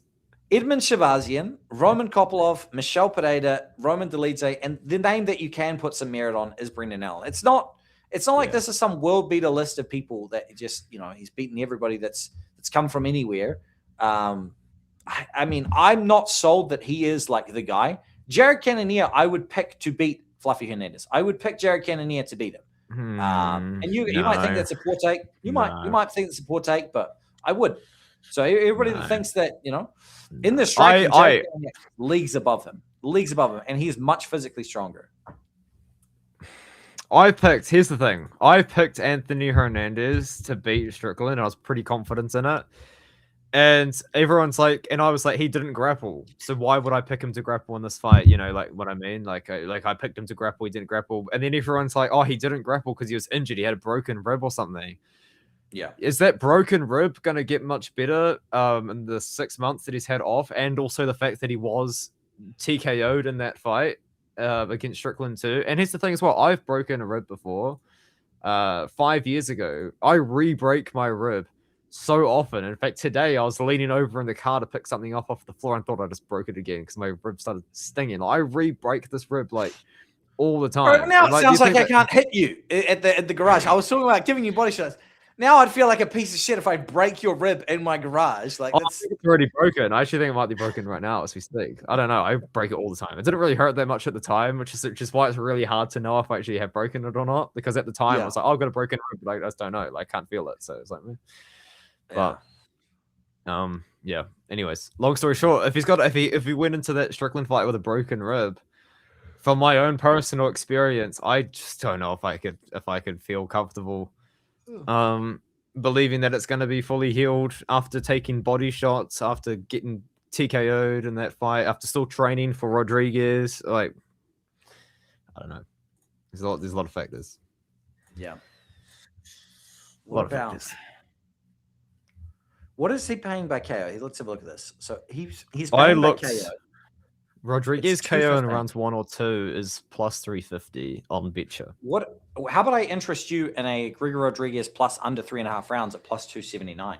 Well, that's how he wins the fight. So that's nice. That gives you multiple rounds and both method of victories. It does, in case he pulls like a ghillie or something. Yeah.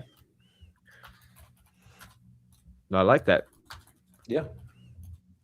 What was it? Plus 279? Plus 279, yeah.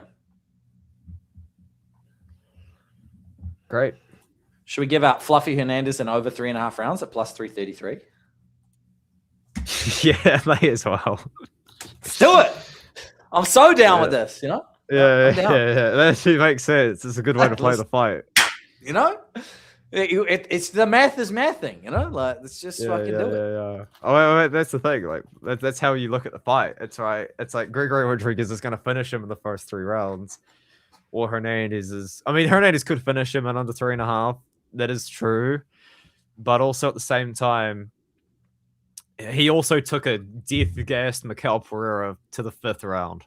So, Michel Pereira has next to no jiu-jitsu experience comparably to Gregory Robocop Rodrigues, so that's yeah. Robocop was physically bullying CLD, so to understand how Yeah, powerful he CLD is. sucks though. Like, what a disappointment of a human being that man is. You know, like He what sounds a like somebody fraud. who lost money on CLD not knocking out Jared Cannonier. If ever I have sniffed out anything in my life, that's what that sounds like to me. That What a fraud! hit it What in a one. disgusting human being. All right. Oh wait, Combat Kiwi parlay. We're gonna cook up the Yeah, Combat Kiwi parlay. Let's do it. I've gone with Leahy and Douglas and under 1.5 rounds. That's what I'm going to put there. It's plus like it. 103 for that. I'm down with that. You know? Okay, we got to hit it, but it's got to still be a good one. Yeah. I mean, that's plus 103. I mean, anything that attaches to that is going to make it good. So I'm thinking anything at all. Doesn't have to be long. I have an idea, but I don't know if you'd like it because we can't do it right now. Well, then no, I don't It's like kind it. of. No. If we can't give it out in the stream, I'm not doing it. But then it's. I wanted Not to just put Jackson McVeigh KO sub. I don't love that. Wes Schultz literally has a victory over him by armbar in round 1 many years ago, but in 2016 as an amateur or something. I mean, he still beat him by armbar, and we've seen him subbed in both of his last 2 losses. Like, if he gets subbed again for a 3rd time, we can't be like, oh no, how could we have seen that coming? He only lost his last 2 bouts by sub. You know what I mean? Like, if you're gonna push my hand, you gotta force my hand. Yeah, I am. What have we got here? Kiwi parlay cooking, boys. We're cooking it. We are laying the chalk, and we're going to pay a big price. We're doing Marcio those around 1 KO. Oh, I don't even like it. It's your leg, though. That's your leg. Yep. We're paying the price. Look, if you're not going to let me do my McVeigh inside the distance, we're doing Marcio those around 1 KO. They don't have it on Bet Online though, so we can't do that. We can't. We can do it. We can do Marcia Barbosa plus. What do you mean? There's not on Bet Online. It is on Bet Online. No, it's not. Yes, it literally is. Not. Literally not. What do you mean it's not? It's not. How is it not? I don't know if you're being serious with this. Round 1, it's not. What you can do is you can do him in under 1.5 rounds. You can do him in under 1.5 rounds, which is minus 280. Yeah, we do that. No, it's minus 193. Even better. Minus 193. It's a better price. It's literally a better price. It's so good. That's much better. That gives you an extra. That gives you an extra 2.5 plus 208. Oh, beautiful. Yeah, that's much better. That's way better. This is actually this is hitting. Fit 3 times money. This is hitting. This is great. It's good. Yeah, I'm down with that. Yeah, I'm gonna bet it too. How much do I put on it? How much do I put on this? Half a unit. I reckon we go a full unit. $200. Okay, if you put a full unit, I will put 100 myself on it. Yeah, no, I'm down with that.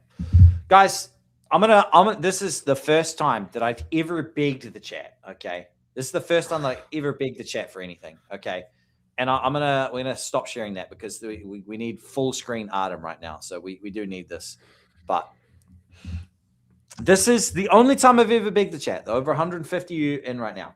Now I'm not begging to know what this is about. I'm not going to beg you guys for money, right? I'm not going to beg you guys for anything that I wouldn't give you.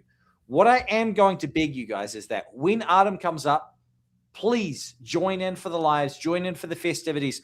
I promise you, we will make it worth it. And there will be a lot of stuff that might not be on the live streams, but I promise you, I'll film everything. So Artem's going to be on camera 99% of the time with his consent. We're going to be doing a lot of gambling. We're going to be gambling to earn money to go to the casino to then gamble that money. There's no. We're going to be gambling to gamble, man. Like we're going to be placing $25 to 20 grand multis. We're going to go into the TAB in person. Adam's going to hit the slot machine. I'm going to tell the operator to restore my TAB account. He's my friend. He literally is my friend. So we can. I'm going to tell him to restore my account. We could maybe make something happen here. Wait, my we buddy. can place the paper slips. We can place paper slips. Yeah, that's Hell what we're yeah. gonna do. You're gonna Hell film yeah. me filming the thing. Hell yeah, we're placing paper slips. So we're gonna go down to the TAB, which is we're gonna Hell hang yeah. out there. Do they There's have a casino KFC right down the road from it. So yeah. I've got the There's an weekend off, ATM? so there's no work. We're just gonna be chilling. There's an ATM there. We can get money out. We're Adam's ready for the whole thing. So I just want you guys. I'm begging you guys to tune in for the content because it's gonna be sick. Next week, we will be live the day before. I assume we're gonna be live on Thursday. Friday night. No. For the yeah. for Oh the yeah. Oh yeah. Oh yeah. We're gonna be cooking. We're gonna be cooking long shots. We're gonna be cooking long shots here. Yeah. Friday night, road to UFC. We got road Friday to night, UFC, road Friday to UFC. night. So we're going to be doing a double hitter. It's Friday night, road to UFC. We'll be live from start to finish. We'll be live 30 minutes prior to the event so that we can start cooking parlays just and all the rest of it. Cooking. We're just never going to stop cooking. Adam's going to wake me up at 4 a.m. BetSam, can I come in and show you this parlay I've just cooked? I'm like, Adam, I'm in here with my wife. He's like, she can look at it too. It's beautiful. BetSam, come on. No, yeah. Hey, I'm going to meet my French Bulldogs. It's going to be a good time. The $5 to $855,000 parlay I cooked for UFC 330 was so beautiful. If the card went to my script that I pre-wrote for the card, it was so beautiful. Such. Can you guys stand up and make your cheeks clap? That's a great profile picture. Actually, I like that. It's a great one. Oil Adam up with the KFC grease. The donation goal that would have to be set for that would be like ridiculously high. I would. Oh god, you would have to fund. You'd have to fund a lot of things.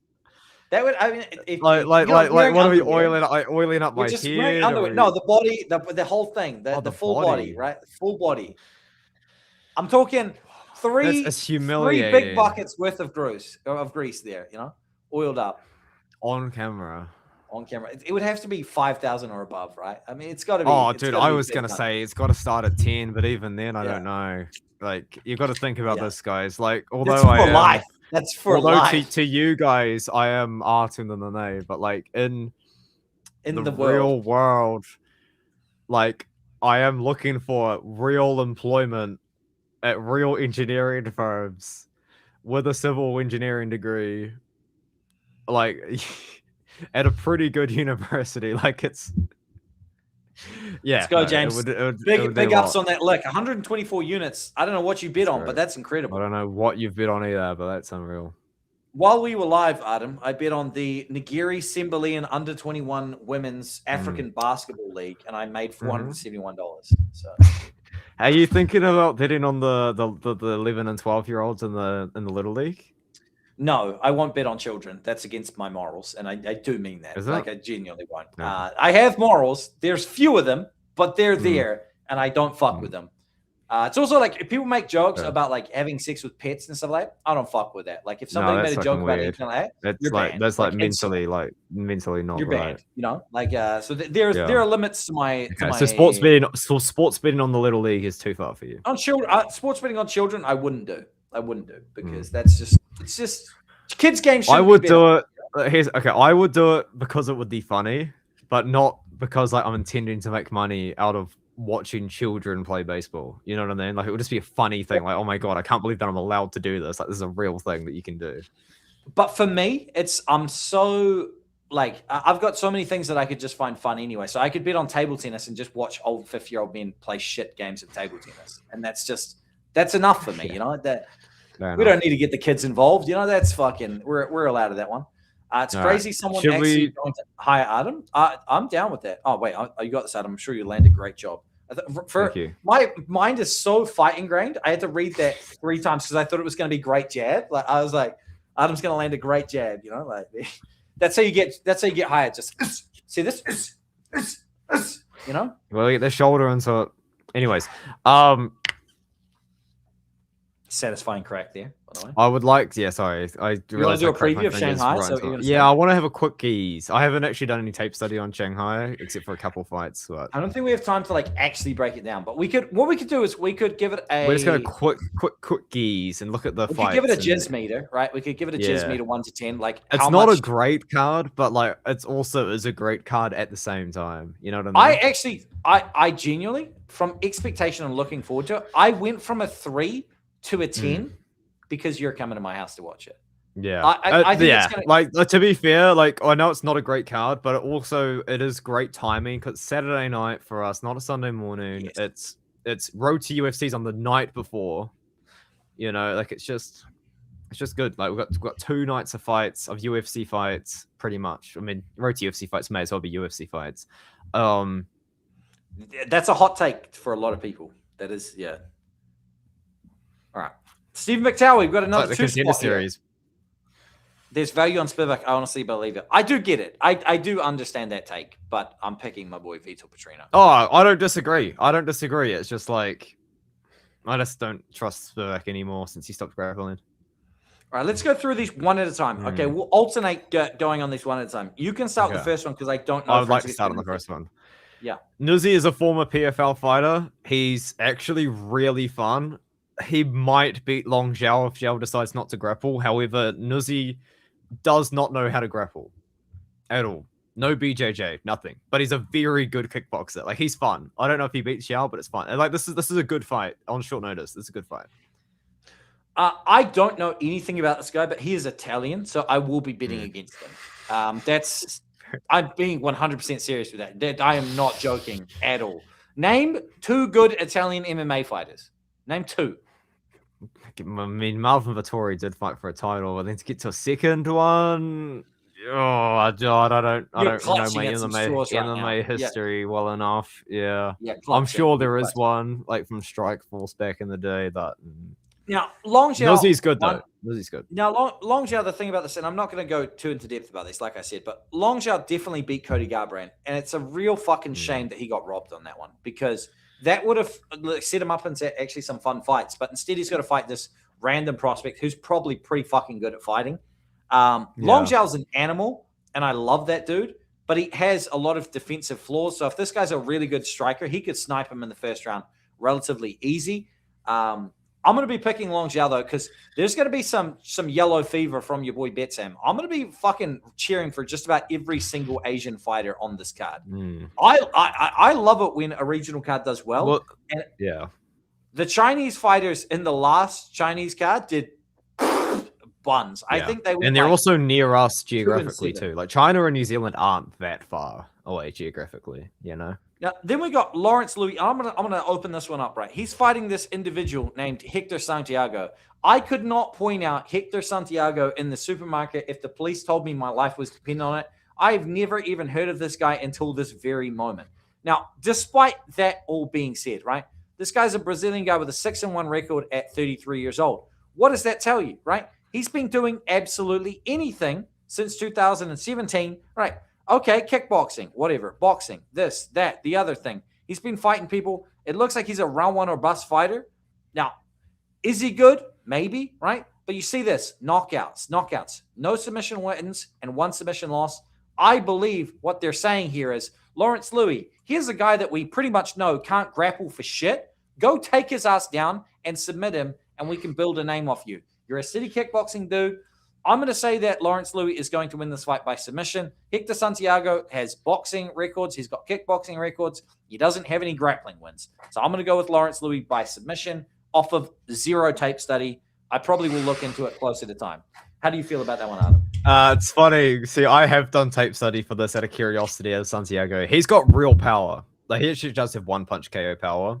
But I also do think of Louis, if CKB cooks up a game plan that involves grappling, he will sub Santiago pretty easily, I think. And we've got a chat from MMA. I just read this. Cam Nelson fighting on this card, by the way. He's fighting against Ming Ding. Cam Nelson's on this card. I love how Adam thought he was coming up to hang with Sam, but he's being force-fed hot sauce and hit with body shots as he has a broken rib. It sounds bad when you say it out loud like that, but is that not what hanging out with the boys is? Just having some spicy chicken, You know, Yeah. kind of hitting each other where it Like hurts. You know, those Linkin Park edits where you're doing front flips off roofs onto tables. that's what I'm and saying. stuff. You know, just the good old days. You know, I wanna heal.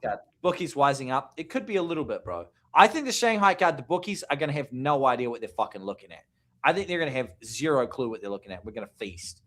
But yeah, I think it's going to be fucking banger. The bookies are wising up, but they always go through periods where they're dumb. Okay, we're going to fly through now. I'm going to speed. We have to get the Lawrence Louis glaze out of the way, though. Yeah, Lawrence Louis is a New Zealander that both Adam and I believe are fond of, so that makes sense as to why we were, jacking off. Silu, 6'5", 6'4", light heavyweight demon fighting a man that doesn't know how to grapple, so he's gonna probably knock out Levi Rodrigues Jr.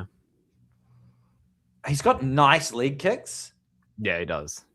That's about it, and a huge jaw as well. Like Drew Dober Dober and him, got good knees. Drew Dober and him could have a serious mog off, like an absolute all-time mog off.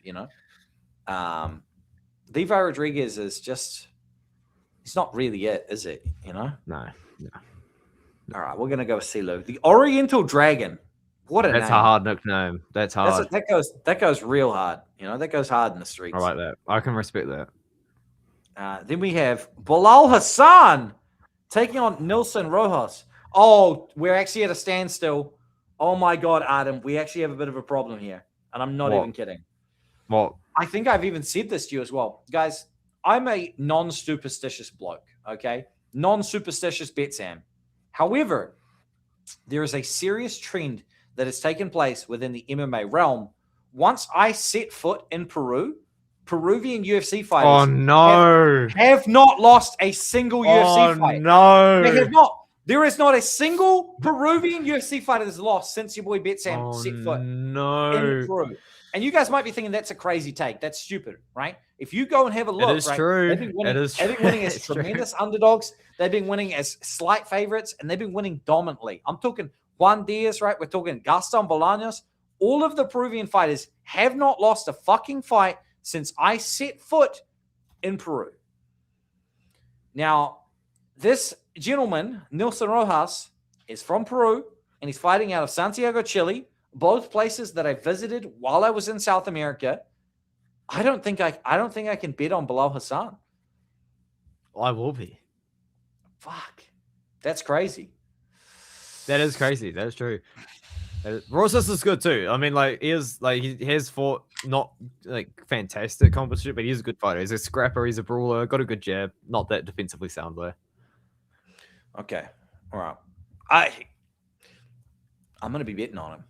And this is sad. I was looking forward to beating Bilal. We're going head to head. That'll be fun. Hey, we've got to go head to head at some point. We're going to go head to head while we're like this, all right? And then my guy is going to be like a minus 800 favorite. One of us is going to be, oh no. Now I do got to say, I loved every single thing that Bilal Hassan was about. I like the celly. I like the way he walked out. I like the way he conducted himself. I loved the striking. Did you go to Santiago, Chile? I did go to Santiago, Chile, bro. It was a beautiful place to visit. All right. We got Ming Ding and Cam Nelson.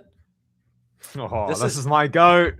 Adam loves my goat. I actually don't know. I haven't looked into Cam Nelson yet. I'm detecting a theme here. You just like guys with receding hairlines. That's what it is. You just fucking you just love a dude with a receding hairline, brother. Hey, Ming Ding's my goat, man. If you know me, you know I love Ding Ming. He's my boy. Dude, all the UFC have done is give him track stars. The guy he lost to in the Contender Series was running away from him the whole time. The guy he lost to in his UFC debut was running away from him the whole time. The UFC just needs to give him someone that's going to bang with him. You know what I mean? Even if it was Islam Dulatov, which it was originally supposed to be in the Contender Series. Give him someone that's going to bang with him, and Ming Ding's going to have a good time. Give him a track star he's going to lose because he doesn't know how to cut off the cage. I don't know anything about Cam Nelson. If he can grapple, he probably subs Ming Ding. But if he's going to stand and bang with Ming Ding, we're going to be in for a fight of the night. So yeah, I don't know shit about this dude either. Then we have this fucking I don't know about Cam Nelson. Xingnan Zhang, this chick that looked terrible against Angela Hill. Yeah, she did look so bad. Taking on Julia Pilastri. I think I'm just going to run it back. I'm just going to run it back. I'm just going to run back the Zhang KO pick. I'm just going to keep riding it till the wheels fall off, I guess. I mean, I'm going to have to look into it. I might end up pick flicking to Pilastri. Yeah, I do love doing along. I've been to Chile. Nice, bro. I went to a volcano there that had a lot of snow on it. Valparaiso, the most amazing place in Chile, filled with artists, musicians, whores, and sailors. The San Francisco of South America. You forgot one big important thing. Valparaiso is also filled with dog shit. There was a crazy amount of dog shit on all of the streets of Valparaiso. Everyone was like taking photos of the street and stuff like that. I was looking at the ground like, I don't want to stand in this shit, bro. There's fucking dog shit everywhere. It's crazy. I was like, clean up the shit in these streets. What are we doing here? It was ridiculous. The amount of dog shit that was there was outrageous. Anyway, moving on from that. How do we even get on? Oh, we got Andre Lima on this card, bro. Holy shit. Versus Namzrai Batbia. Andre Lima coming off a loss to Kevin Borjas. I want to go on record to say I don't think that Andre Lima is bad. I think that Kevin Borjas ran away from him for the entire fight, and Andre Lima was frustrated. Andre Lima is a forward front foot fighter, and Namzrai Batbia is going to fight him. So I think that he's going to fight. Is Namzrai Batbia going to fight him? Oh, they're going to stand and they're going to bang. I think Lima probably beats him, but Batbia is going to make it fun, you know? Yeah. Do you think that Andre Lima will have a reasonable price tag attached to his name after taking that sharp L? No, I don't think so. Sad. Rough. Also, yeah, in regards to these dogs in Chile there, the stray dogs everywhere. I went to Pucón. There was about 30 stray dogs in the city. Just about no dog shits because they all cleaned up after it. Having stray dogs, if you look after them, you can still pick up their shit. You know, you just see a shit, pick up a shit. You know what I mean? See a turd, pick up a turd, move on with your day. If every person in Valparaiso picked up one turd, there would still be like 500,000 dog shits there because they're backed up. All right, they've got some work to do. We got Ray Soria taking on Kevin Borjas, the runner. Another Peruvian. Right, I think Soria subs him though. I have a Japanese homie that lives with me. His name is Shinpei, right? Shinpei fucking loves the Japanese. He was devastated when Horiguchi lost. Shinpei is going to come and sit with us. We'll get a third chair here. Brother Shinpei is going to sit here. 2 cuck chairs. He's going to have to watch Ray Soria. He's going to sit here and watch Ray Soria. And Ray Soria is not Kaya Sakura. And Kaya Sakura. Yeah. And Kaya Sakura. So he'll come out for the homies there. Yeah. I think that Ray Soria is going to beat the Black Cock, which is El Gallo Negro for all you Spanish speakers there. That's what it directly translates to. Actually? Yeah. I'm going to Google that. Yeah, it's for sure. No. I think it means the wild cock. Maybe let's go Negro translation to English. The black rooster. It means the black cock. Yeah, it literally means the black cock. Yeah. So that's the black cock. We're going to take on. We got the Japanese taking on the black cock here. I'm taking Ray Soria here. The thing about Ray Soria, guys, is he's only got one loss and it's to the fucking champion. And against Luis Gurley, he looked kind of close. He looked career best against Gurley, and that was just 2 months ago. So I'm going to assume that he's in absolute true fighting form. Then we have Jack Jenkins taking on Sean Woodson. I am going to go on record here and say I'm a certified Sean Woodson hater. Right? I fucking hate Sean Woodson. This alien-headed 6'2", rangy, weight bully, tall, fucking weirdo, alien ass looking motherfucker is annoying. I hate him. I don't like him. When I bet on him to lose, he wins. When I bet on him to win, he loses. The guy is just cheeks. He's coming off of a loss to Dan Ige. He's taking on Jack Jenkins. I think if Jack Jenkins can land 3 hard low kicks here, he will win the fight. Now, I don't know if he will land 3 hard low kicks because there is a reach disadvantage of 10 fucking inches. It's so funny. This is just hilarious matchmaking because it's a really bad matchup for Sean Woodson, but it's also a really bad matchup for Jack Jenkins at the same time. Exactly. So this is gonna. Yeah. Do you hate him because you're losing better? Absolutely. No, I hate his fight style as well. It's like very low damage, very range related boxing. He's odd. He's gangly. His fights aren't even that fun to watch. I just don't like him. Not a Sean Woodson guy. Never have been. Never will be. I'll be cheering for Jack Jenkins. I hope that he kicks Sean Woodson's leg so hard that he just doesn't stand up again. Forever. No, I don't mean that. but at least for long enough for them to call it a knockout there. He's a cheat code in UFC 6. I have never played UFC 6. Is it any good? All right, Adam, we've lost Adam. He's gone. I'm back. I'm here. You asked to look at this card here. I'm going to fly through these four real quick. Kai Asakura, Arichi Lang. I'm taking Kai Asakura by knockout. I think he knocks Arichi Lang's head off. Round 1 KO. Yan Xiaonan versus Denise Gomes. I have no idea how Yan Xiaonan looks at this point in her career. We haven't seen her fight in what seems like forever. It's been April 12th last year. I am going to assume that this is probably a retirement fight. She's 37 years old. I don't think she's a fighter that's just going to hang around forever. Yeah. I'm not sure. Shanghai too. Like it's Shanghai. It's not Macau. It's in Shanghai. Yeah, and it's main card here. I'm going to say that it's a Yan Xiaonan retirement fight. Does that mean she loses? I don't know. I'm not too sure. Denise Gomes is pretty butch, like pretty masculine looking. I like Yan Xiaonan. I'll be cheering for her. I don't know what the odds are going to be for that one. I think Denise Gomes should be a 2-1 favorite, if I had to guess. Yeah, I'll probably pick Denise Gomes. Sumadaje just beat Alex Perez. I don't know why they're rematching this. Alex, I'm going to fake puking. Perez heads off to China here. Sumadaje should beat it. Umar Nurmagomedov fighting Song Yadong. I'll say this right now, guys. I will be cheering my absolute dick off for Song Yadong. I don't think he wins, but my God, would I absolutely fucking lose my shit. Song won, I would also be quite happy. Yeah. Yeah. I'm going to wake up everybody in the house, I'm a big fan of Song Yadong. I actually am. Like he's been in the UFC for so long. I was just getting going. You dirty dog. China card idea. Strip at every finish. That's gay. First off, I think there's going to be a lot of finishes. So it's winter here in New Zealand. We would both be freezing before the main card started. We're going to be in his garage.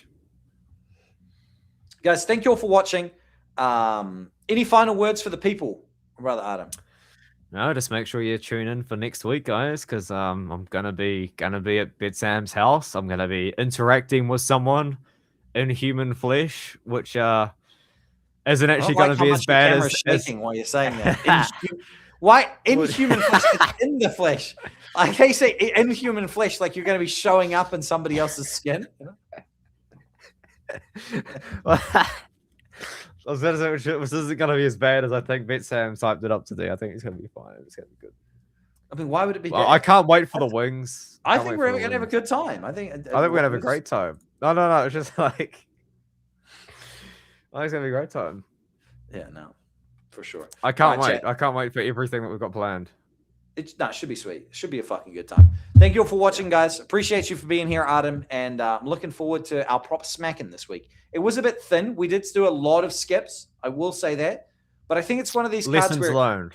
If you pick your spots here, you just make money. You don't have to bet on every fight when the odds are already beaten up. We didn't have to bet on Mektabek or buy it minus $1 million. But we did. Yeah, but we did it anyway. And that's lessons learned, man. We got to learn these lessons. And that's fine. That's fine. Yeah. Some wise words there. Stay black, my ninjas. Stay black, my ninjas.